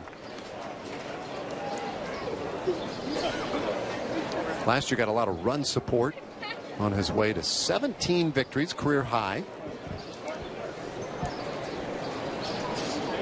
Really kind of a career year in a lot of ways for Colby Lewis. And jumps ahead of weeks 1 and 2. Yeah, Colby would tell you, and he mentioned this a few times last year, he said he had times where he pitched better in the past overall. But he said last year things came together, and he, not that he's taking sole responsibility for the 17 wins. He said, I pitched exactly like I should have for 17 of those games that he got wins for. And that's what he prides himself on. Smash to third. Beltre is there. And that's another scoreless inning for Colby Lewis. Pretty darn good afternoon for the veteran right-hander. Rangers lead by 2. The Mavs are shooting for 3.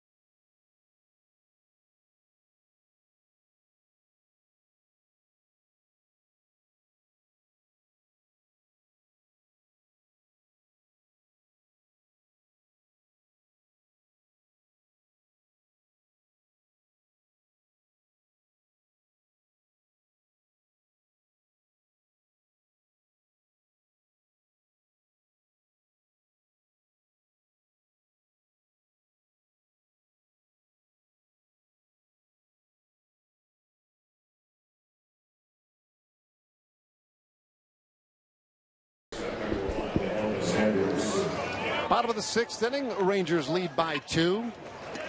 And Colby Lewis, I don't know if we got a, as to whether or not he's actually done. I'm sure he is. 6 outstanding innings from the right-hander. Josh Colemanter, meanwhile, out for a 3rd inning of work for the Diamondbacks. Dave Raymond, Steve Busby with you today from the Valley of the Sun. The final spring telecast.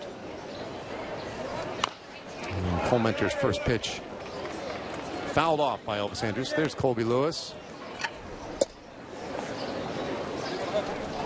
You know, whenever you see Colby in a ball game, if you looked at his face, you couldn't tell whether he was winning 5-0 or whether he was losing 10-0. His demeanor is even keeled, just like his work on the mound.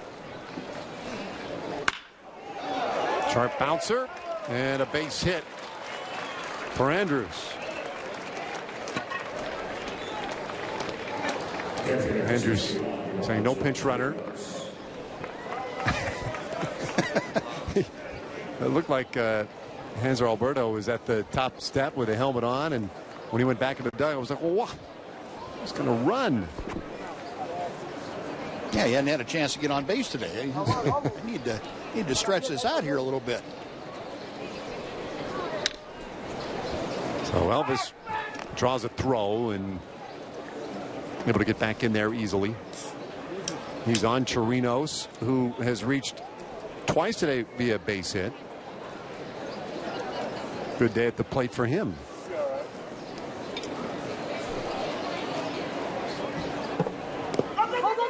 One bounces away, and Andrus takes second base easily on the wild pitch. And that goes right back to what you were saying last inning, Buzz.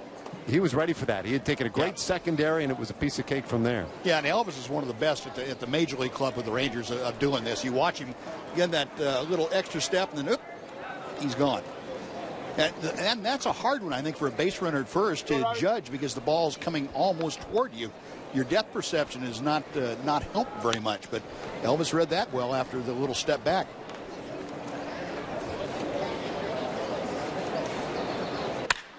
Chirinos hits that one through into right field. Elvis got a good jump. He's heading to the plate, and the throw is behind him. RBI single for Chirinos, 5-2 Rangers. Excellent job of hitting by Robinson Chirinos. Man at second, nobody out.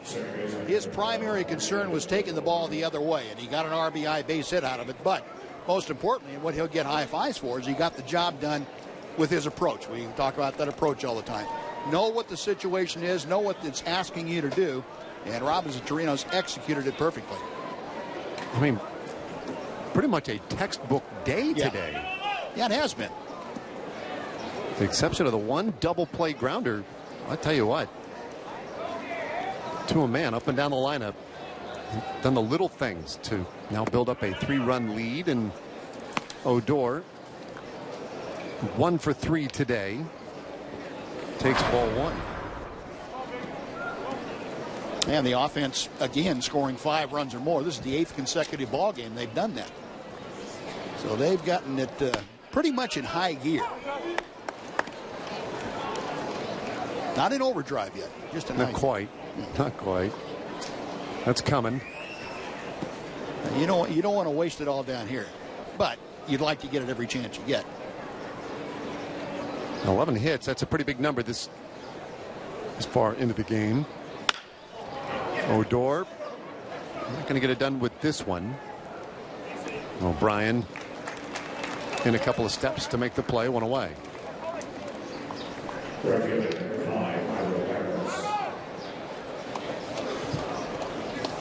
It might be all for Rubnet. We'll see. Some of the regulars are making their way out of the game.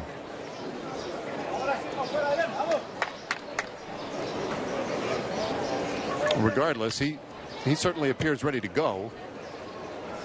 Of course, most of the position players would tell you 5-6 days into spring training. Yep, good. We're good. Yeah, let's go. Yeah, most of the guys would tell you, I think, position player guys, give me 3 weeks of spring training, 2 weeks of games, and a week of getting myself ready. That's all I need. Pitchers really need more than that. But position players, it's too long. Jairo Barris, a 21-year-old Dominican, came in to pinch run in the 5th inning. His first at bat of the day. Cole Mentor's 1-1. Jumps ahead of him with strike 2. Another one of the Rangers' international signs of note in the last couple of years. I think he's got great, power potential. With 9 homers last year at Hickory. Also, just a strong-armed right fielder. And you can tell, just look at him. I mean, there's a lot of development yet to come, right, physically for him. He's got the build of it's like an Eric Davis right now. Darryl Strawberry, right, kind of length. Full count, runner going. The throw down to second in plenty of time, and Chirinos gunned down for the second out of the inning. Now, that was where Robinson, he not that he misjudged it. He anticipated as soon as the ball hit the dirt, he took off. But Ghostwich was able to backhand it and make the snag right out of the dirt, came up with it cleanly. Then it became an easy play. But that's not one where you'd see Robinson go back to the bench and get chewed out for it. He made the proper adjustment, proper steps, and just got thrown out by a good play. Barris offers it the next one. Reinheimer out. In comes Brito. And Socrates makes the catch. And that's it for the Rangers in the 6th. But they had another run to their total today. And now working with a 3-run lead to the 7th inning.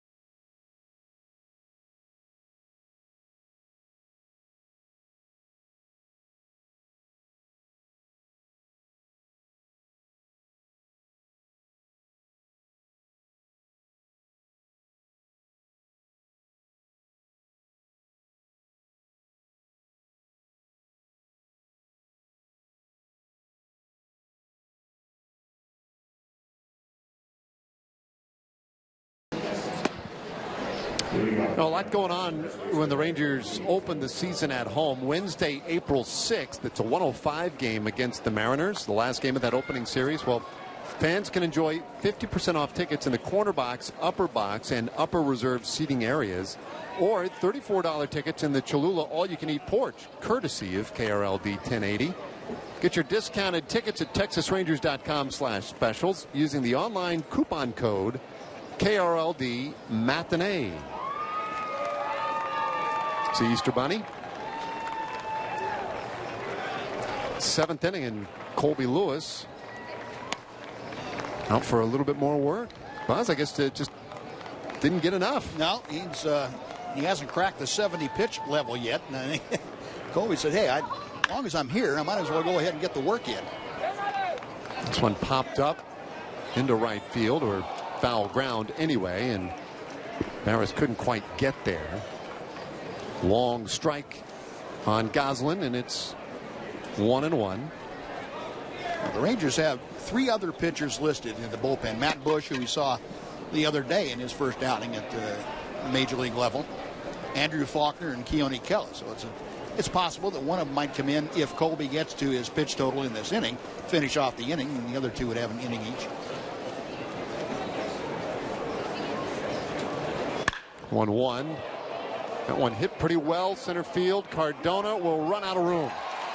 Home run for Goslin. 5-3 Rangers.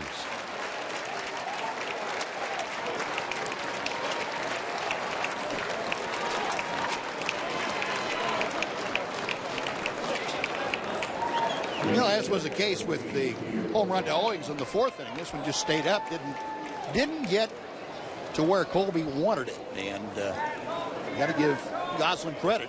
He got it out of there in a hurry. Fastball tailing right back to the middle of the plate, about thigh high.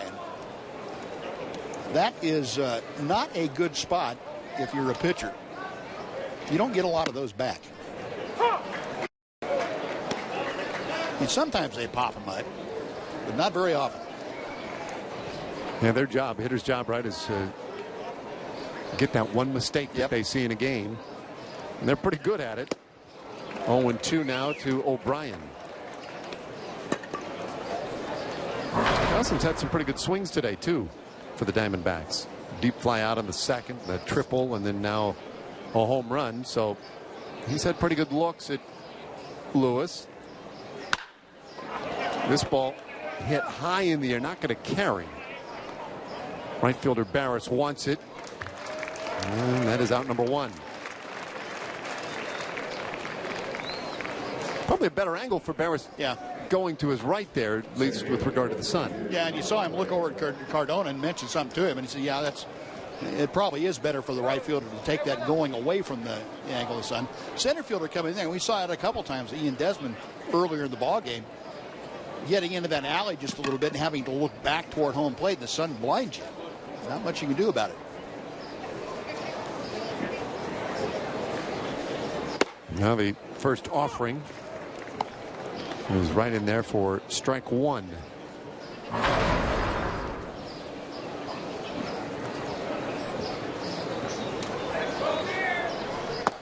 Bray has not had a big spring. I saw the sub 200 batting average for him, but did triple and driving a run in the fifth inning today. Bounces that one through into center field. So a two-hit day for him. We'll bring up the 8th place hitter, Jack Reinheimer.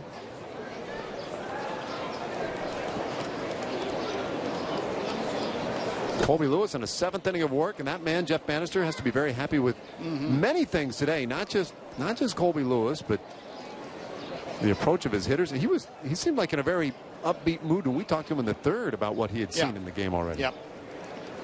That's, Jeff is, if there's anything positive to be taken out of any situation, Jeff's going to find it. Yeah, that's ideal for a manager to have that kind of personality, to be able to emphasize all the positive stuff and, be aware of the negatives, work on them, but really emphasize the positive. Bannister does a very good job of that. He kept things positive last year here at spring training after the Yu Darvish news came out, and then after the difficult start, earned himself American League Manager of the Year honors. This one gets past Chirinos, and Bray moves to second on the wild pitch. Today, Evan Grant wrote a real nice piece about the atmosphere at this spring training, and kind of juxtaposing the work of Jeff Bannister to that of Joe Madden in the Cubs. Joe Madden gets way out there. He's always looking for something wacky to keep things light, whereas Bannister's made it a real upbeat, energetic environment here with the style of workouts and just finding the little ways to keep things light and have fun. Yeah, and the coaching staff reflects that kind of approach too. And all the Ranger coaches working under Jeff Bannister are very positive, very upbeat, and very energetic. Yeah, there's some intensity. Yeah. With this staff, and the workouts reflect it. They're short but intense. 3-1 to Reinheimer. Reinheimer, one of a number of highly thought of prospects in the Diamondbacks organization who made this trip today. Reinheimer probably projects as a utility guy on the infield one day. Good contact hitter, excellent speed. Probably not the type you'll look for a lot of power. Slaps this one down the right side and foul.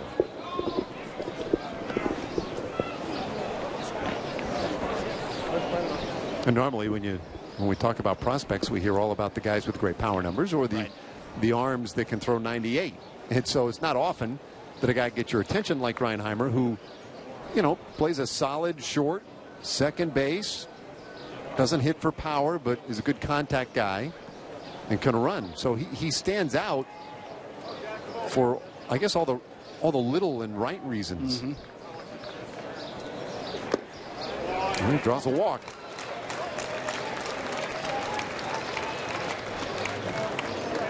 Now Lewis, for the first time today, working with multiple runners on at the same time. He hasn't had a whole lot of traffic today.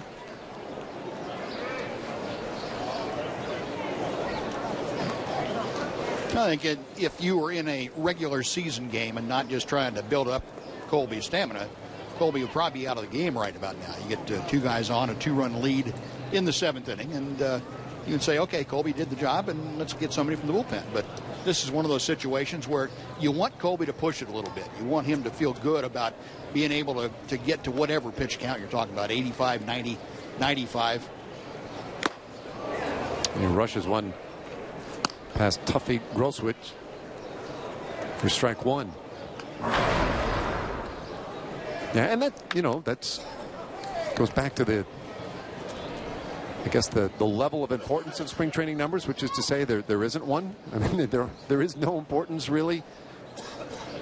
The fact that his ERA coming in was over 10 is immaterial.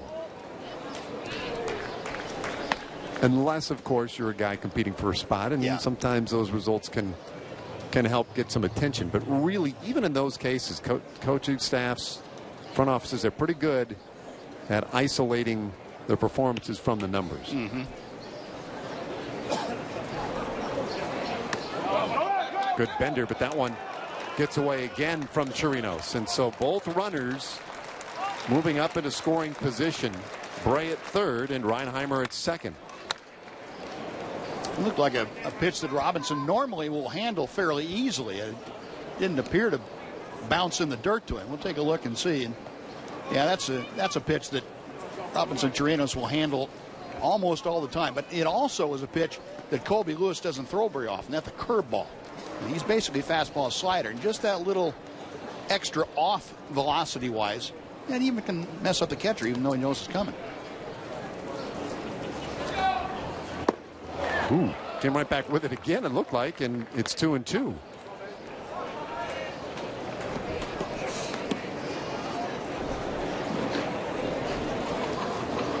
Well, maybe that was a tighter slider. Ended up in the dirt. 2 balls, 2 strikes. On the 9th place hitter. And a little roller to short. It will get home the run. But they're 2 away. Hanser Alberto taking care of business. And now to the top of the order for the Diamondbacks. And that's going to be the end of Colby Lewis's day. Well, a good day at that. 86 pitches. And as far as starting pitching performances go this spring, that's probably the most impressive we've witnessed in an A game. Right-hander done today. He's with a man at third. We'll bring in the new pitcher for you in just a moment.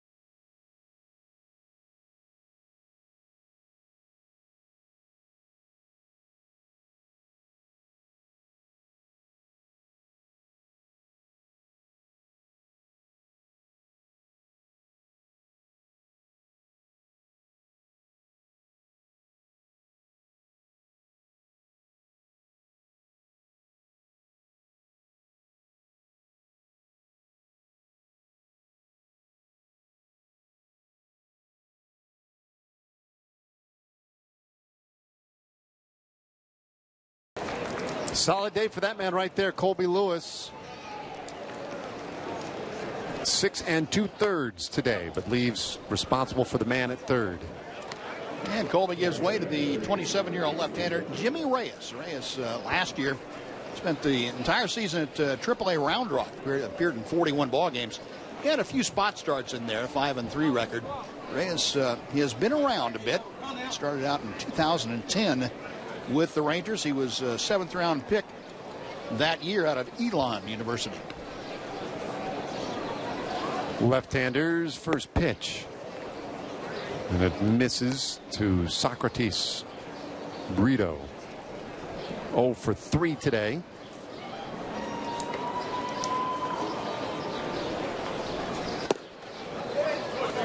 Two and 0. And Jimmy Reyes, last year a team high 41 appearances for Round Rock, and made 5 spot starts as well.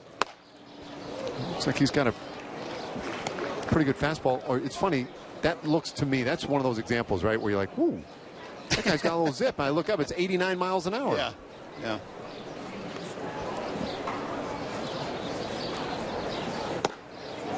He couldn't find the strike zone, though, with Brito up there, and walks the first man he faces. Now, one thing Reyes did well last year was strand runners he inherited.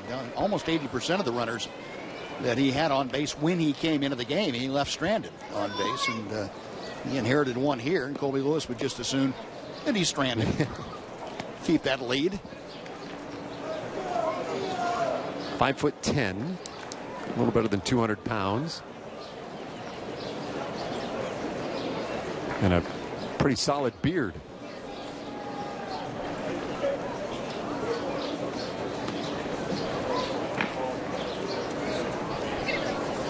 Reyes to Owings, and that one ripped into left field, but right there for it is Tendler. And the inning is over.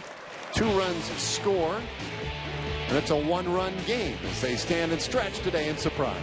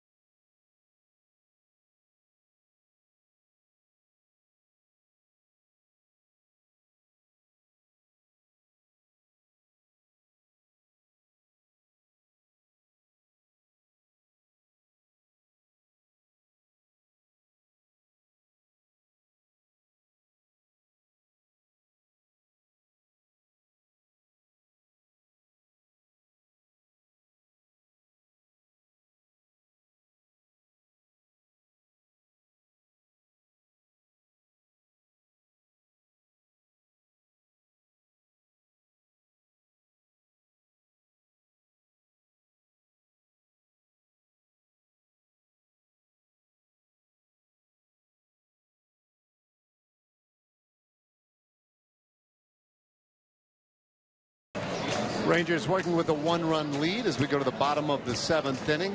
We'll have some changes for you this half inning for the Diamondbacks, but first we welcome in Colby Lewis joining us in the 7th inning. Colby, congratulations. Really nice outing today. You ready to go?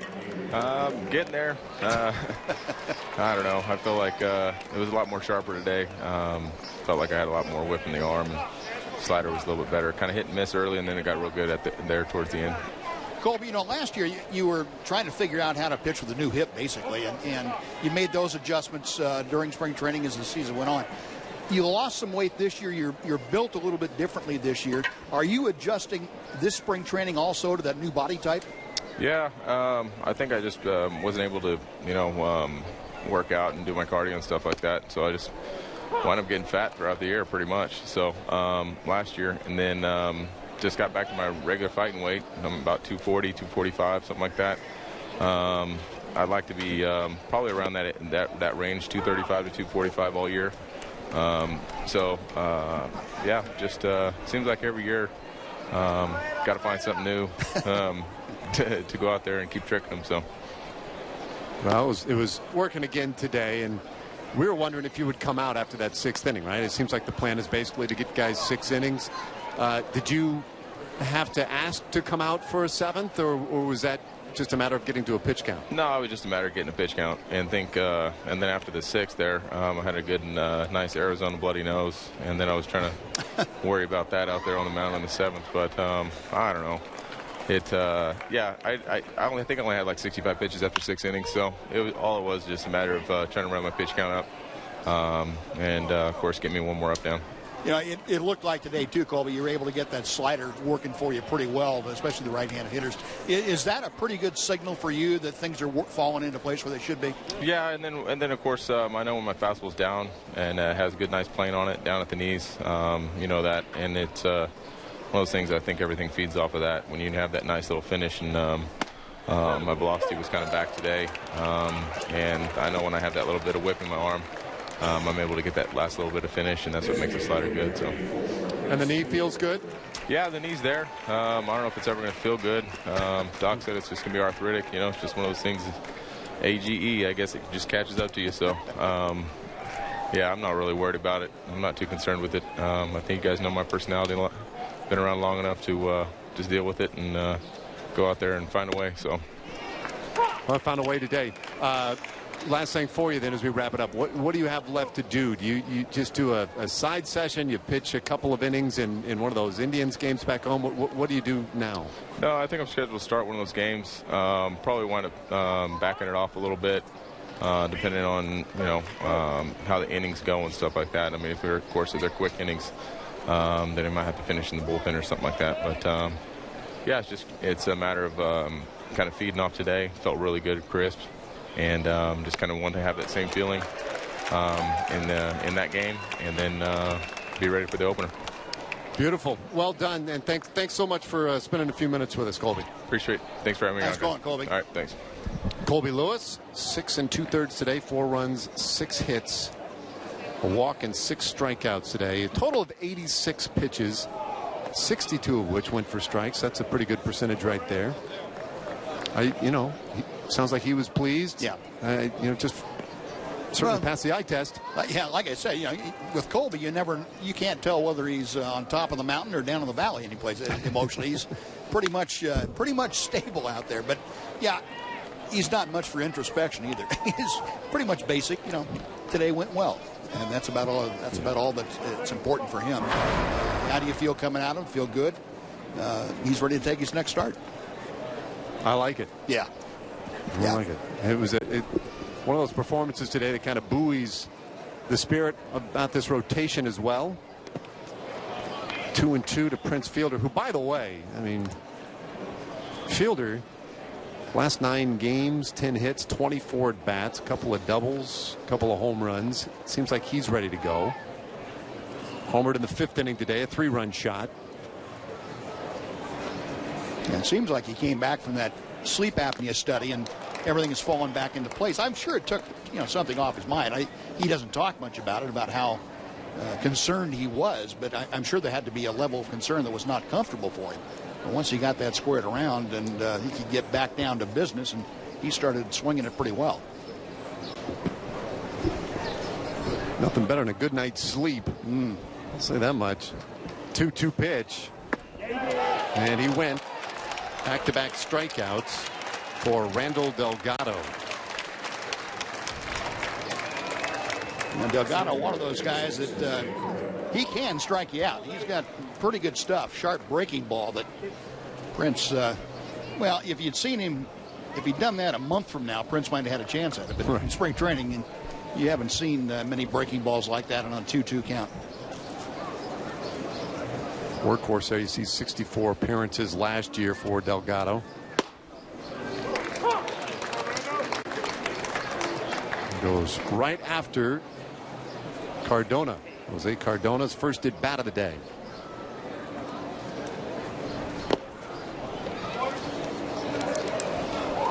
2 out in the 7th inning. Rangers lead by a run. Cardona, and you see his numbers there with Hickory last year. The Hickory Ball Club today honored before the game down on the field, given their championship rings. 1-2 the count on Cardona, which is a great idea. I mean, it never crossed my mind before, but where else are you going to get all those guys together again but at spring training? Yeah, of course. That's right. 1-2 pitch, just missed.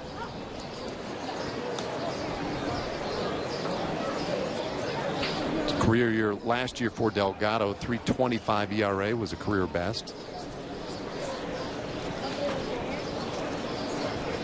The Panamanian delivers, and that one will result in another strikeout, and he strikes out the side in order in the 7th. So nicely done by the right-hander. 7 complete today. Rangers lead by 1.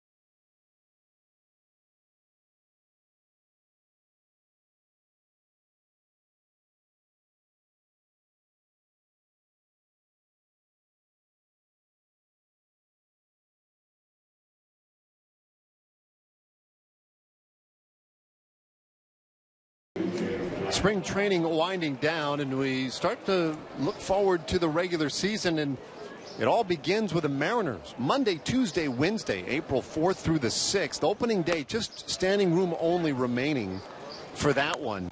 But good seats available for the 5th and 6th. You need to get involved now, though. They're going quickly.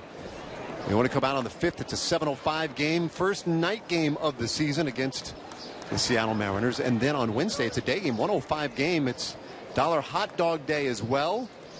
And then just like that, poof, Rangers are gone off to the road to Anaheim and Seattle. So 3 quick days to open the season.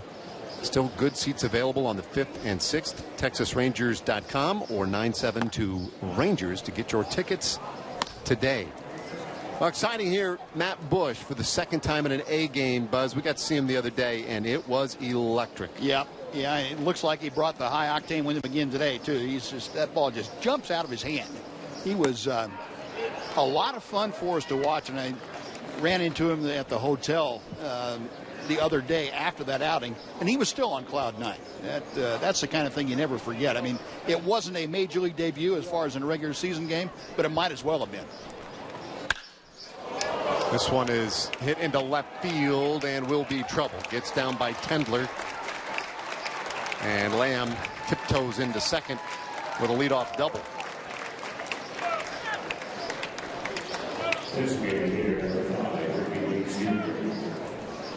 Jake Lamb, a pretty good fastball hitter, and that ball staying pretty much in the middle of the plate. Lamb able to take it the other way. So the leadoff two-bagger, the tying run out at second base now. And he'll give way to a pinch runner now. Michael Freeman takes over for him.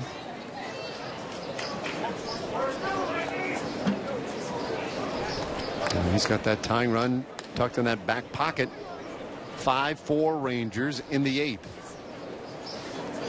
Ricky Weeks. Look out. 98 right by the chin. That'll wake you up. Apparently he got a little upset about that double. Let it go.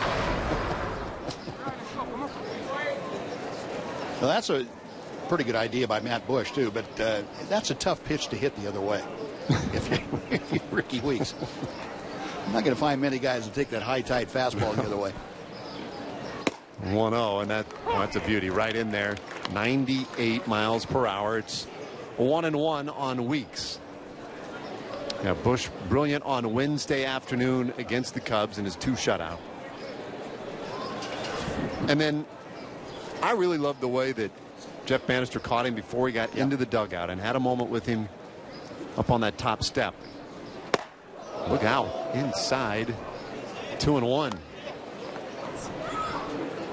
I asked Bandy the next day about that, and none of our business exactly what they said, but he said, you know, look, I wanted that young man to understand what he had just done. Yep. Where he had come from to get back to that spot and accomplish what he accomplished.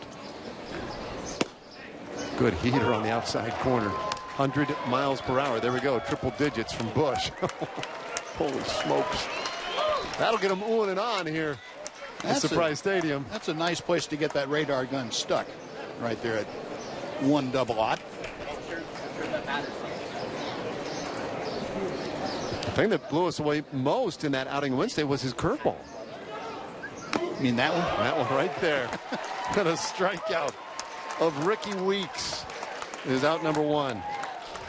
Yeah, even though that stayed up, after you see 100 down at the knees away and he breaks that breaking ball up there, it can be belt high. You're going to have a hard time hitting it.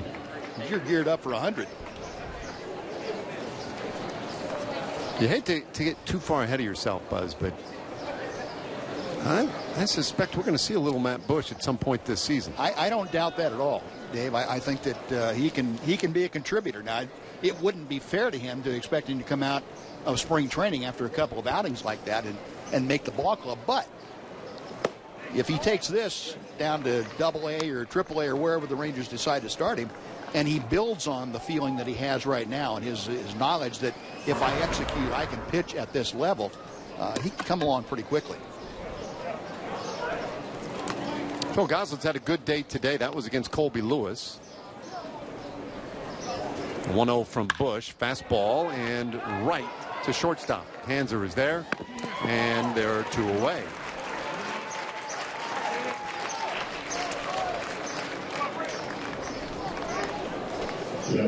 As sure-handed a shortstop as you're going to see. Hanser Alberto, a couple of years ago, the best defensive shortstop in all the minor leagues. That's not an easy play on this concrete down here. Textbook, though, gets down on the one knee. Well, he's a beauty. A play he made yesterday, by the way. Oh, my goodness. Infield drawn in. Over a talking stick. Just an amazing defensive play. Now, Peter O'Brien. This is power on power here. And a little tapper is foul off of his foot. This is the guy we were talking about earlier. Well, wouldn't it be fun to see him square up his power with the guy like Aroldis Chapman? Well, we're looking at the same thing here, basically. Yeah. It's the other side of the world, but yeah. Thrown from that right side instead of the left side, but it's still 100 is 100. O'Brien hit a ball the other day, big, massive home run. Came off the bat better than 119 miles per hour. And a breaking ball swung on and missed, strike 2. That's the equalizer. That thing's just not even fair. Yeah, that's the whole idea. The whole idea of pitching is to be unfair. Right there.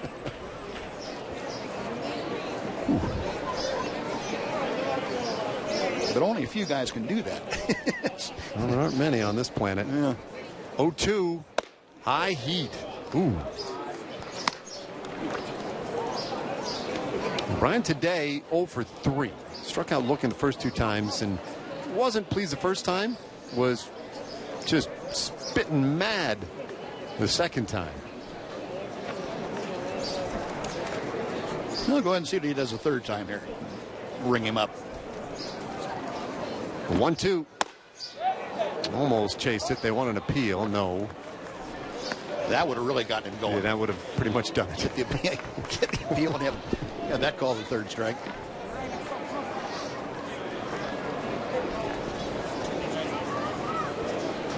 Bush is just, what, 5'9"? Yeah. I don't understand how you can generate that kind of velocity. Well, and, you know, he signed as a shortstop originally by the Padres, and that has a lot to do with it. He was rated to have the best arm of available high school shortstops back in 2000. What was it, four maybe? 4, yeah. And you can understand why, you know, with that kind of an arm. And he carried that right to the mound. A lot of guys that develop as infielders, especially middle infielders, on the shortstop side, develop that kind of arm speed, and he certainly has. One strikeout this inning. It is 3-2 to O'Brien. I don't know where that missed, but that's ball 4.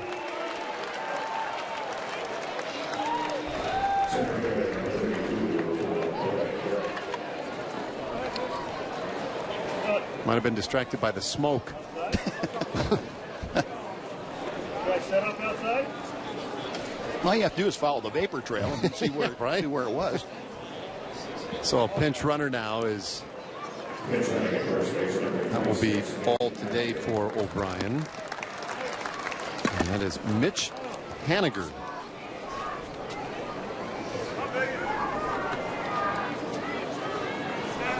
It's either Mitch Haniger from the minor league side or Shelby Miller, their big offseason acquisition. Yeah. And I'm going to go with Haniger. That's probably a good choice. 2 men out there. And Bush delivers low. Ball 1 to Colin Bray. You know, the other thing about Bush, it doesn't look like, he's not like a max effort looking kind of guy. Which again surprises me given the levers, right? I mean, it's not like he's 6'6". He's 5'9". And that one fouled back. 98 again on the radar gun from Bush. Well, he's able to get, you know, with that shortstop training, he's able to get that hand in a pretty good position to start off with. And the arm action becomes very quick going forward. And that's really the secret. That, you know, the faster you can make your hand go, the faster the ball's going to go when it leaves your hand. And that's the whole secret of velocity. The 1-1. That one almost got away from Chirinos.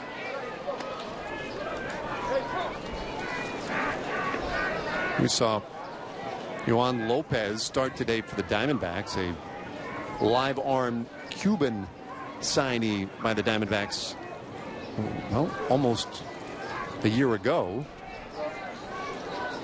It was fun to watch. And now Matt Bush on the comeback trail with the Rangers.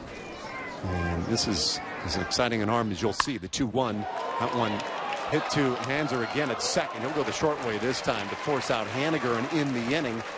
So a goose egg put up by Matt Bush, working around the leadoff double. We go to the bottom of the 8th inning. Rangers by 1.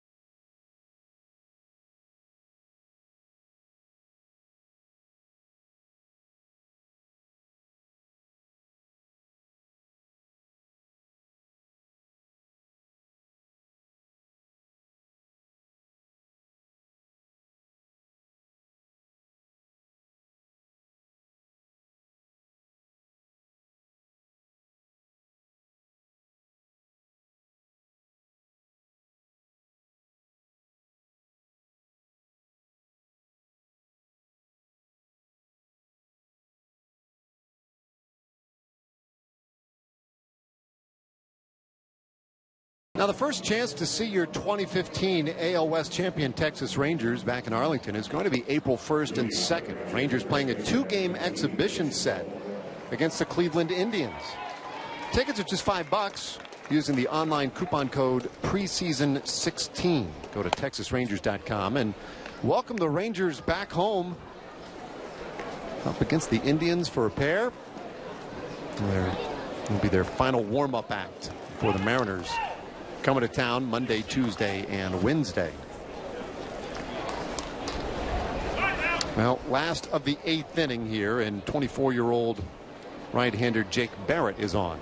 Yeah, Jake Barrett last year, a couple of stops, won at AA Mobile, and then at AAA Reno. Put together some pretty good numbers, and again, Reno not the easiest place to pitch, so that ERA a little bit more unsightly than you would figure it would be at lower elevations. Barrett, an Arizona State product, pitched here in the Valley of the Sun for the Arizona State Sun Devils. He deals with Mitch Moreland to start this 8th inning. It's a 1-run Rangers lead. Moreland fouls this one back. It is in a hole 0-2. Colby Lewis went 6 2/3 today for the Rangers. Jimmy Reyes finished off that 7th inning. We just enjoyed watching Matt Bush pitch the 8th. Pitching's been very good, entertaining today. Offense has had its moments as well. Offense has been really on a roll the last week and change. What'd you say? It's 5+ runs, and is it 8 games now? 8 games. Yeah. Man. 8 games.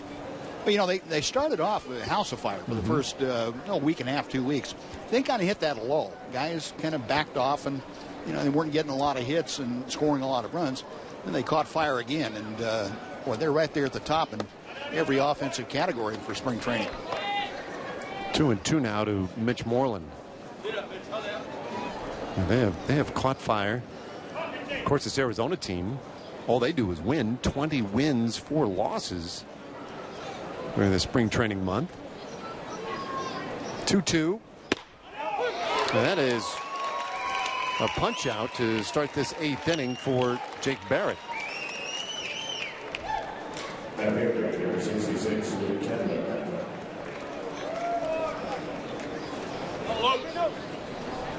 Target down and away, and Barrett painting that outside corner. Pretty tough on hitters when you do that.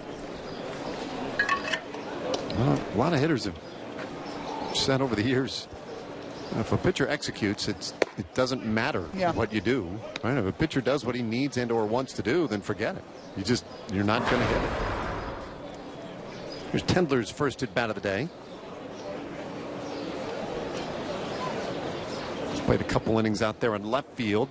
Good year last year at Hickory. You can say that all the way down the line. I mean, you look at that roster, it's just ridiculous what they did. Chock full of very highly prized prospects. Barrett, the 4th pitcher today for the Diamondbacks, and is 1-1. Tendler lifts it into left field. Not an easy play. Coming on for it, though, is Haniger, and does a nice job to get to that ball and make the 2nd out of the inning.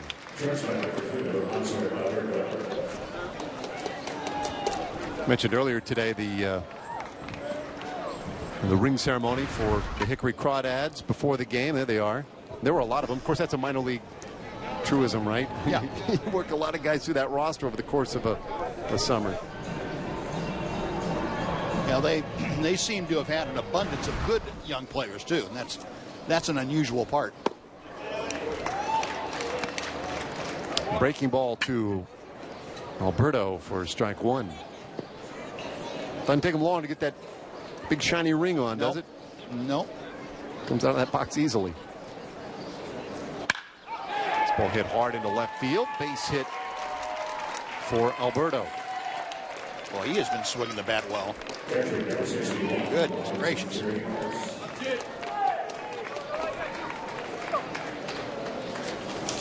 Andrew Alberto, he just picked up right where he left off in the winter ball. Won the Dominican Winter League batting title, and he has carried that right over here into Arizona for spring training.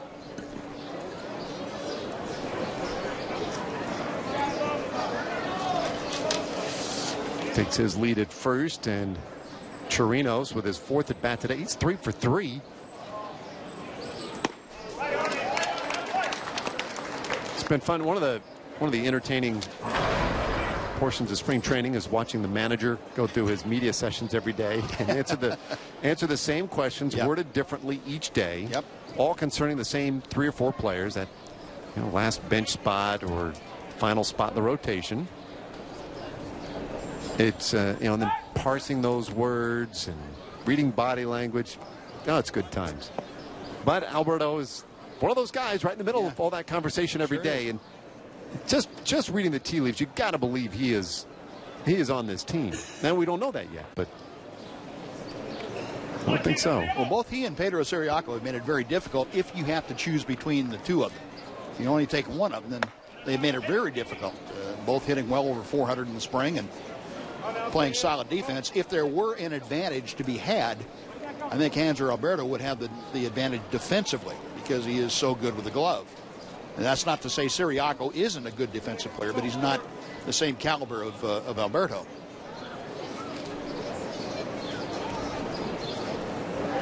Not a big lead, but he is going. And the 1-1 is inside. The throw to second. Got him. And that ends the bottom of the 8th. And Alberto going to talk that one over. Thought he had it. We go to the 9th inning. Rangers by 1.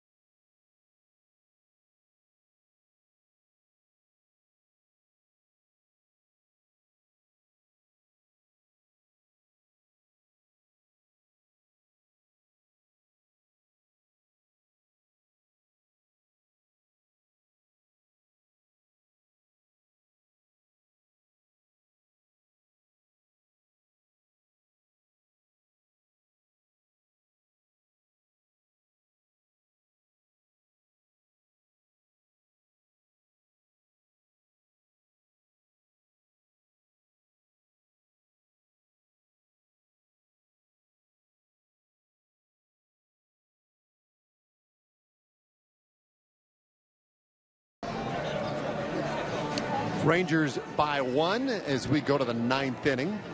Still a lot of sunshine this Easter Sunday afternoon. Keone Kela coming on to pitch, a strikeout artist in his career. Well, I'm just 22 years old. I guess I don't know why that's one of those things that sort of escaped me. Yeah, he put it together last year with no experience whatsoever. He came on and it looked like he had pitched at the major league level since he was 15. He just had that demeanor about it. Now, as we found out, there was a lot more churning under the surface than we realized. He didn't have that kind of outward demeanor, but well, he has really turned into a very solid major league relief pitcher, and he can do a lot of different things for you. When you talk about exciting arms and velocity, I mean, there's a 96-mile-per-hour fastball to get things started, but he's definitely one of those power arms. Yep. Yeah, one of the guys down at the tail end of the bullpen. There are 4 of them that the Rangers have that all throw 95 or higher down at the bottom part of that bullpen. And, boy, what a weapon that is, or what weapons those are. Have those kinds of arms at the tail end of your bullpen. Yeah, that may be the Rangers' greatest strength is that bullpen depth. Well, they definitely have the guys who can shut games down. Yeah, it's just a matter of finding what spots they are most effective in, how they mesh together well. I'm pretty sure that Sean Tollison's going to be the closer. Beyond that, you have Jake Diekman is the only left-hander right now that's in that bench. But Dyson, Kella, Wilhelmsen, all from the right side. Well, what a bunch of guys that really know how to get outs late in the ballgame. 1-2 from Kella, and a fastball right on the outside corner. That one at 97 dispatches Reinheimer. Tell you, the guy we saw the other day too, Cesar Ramos. Yeah, man, did he look good? Yeah. Good pitch by Kella right on the outside corner. Ramos is an intriguing guy from the standpoint of he can work in the bullpen. He can be a matchup left-hander if you want. He can give you 2, 3, 4 innings out of the bullpen. He can also be a spot starter if you wanted to work in that way. So he has a lot of versatility to offer. First pitch swinging, and go switch the high bouncer to second. Siriaco had plenty of time, and there are 2 gone. That thing came off the bat like it was one of those super balls. It's bouncing and it goes different ways each time it hits. Yeah, I thought, the moment there, I thought that was going to be trouble. Siriaco. Pedro Siriaco was a little surprised by that last hop. The thing he's got good reactions. He said, "Oh my goodness."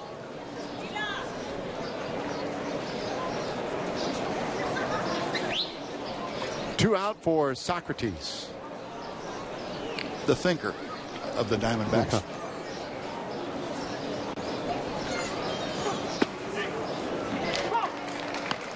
Kella up there pumping in strikes in this relief outing. Punched down Reinheimer. Got go switch on 1 pitch. And it's 0-2 on Brito. Pretty good off-speed pitch from Keone. Kella got a lot more confidence in that breaking ball, the slower breaking ball, as the year went on last year, and it became a tremendous weapon for him. Right-handers 0-2. Ooh, man. That's a pretty good weapon, too. 97 right there on the black of the plate. Didn't miss by much.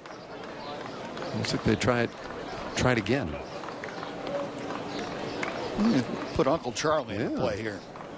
We got him offering at the curve in the dirt, and Chirinos will finish it off. A perfect 9th inning for Kella and the Rangers, and they do something very few have been able to do this spring, and that is beat the Diamondbacks 5-4. Our final score from Surprise. Back with more in just a moment.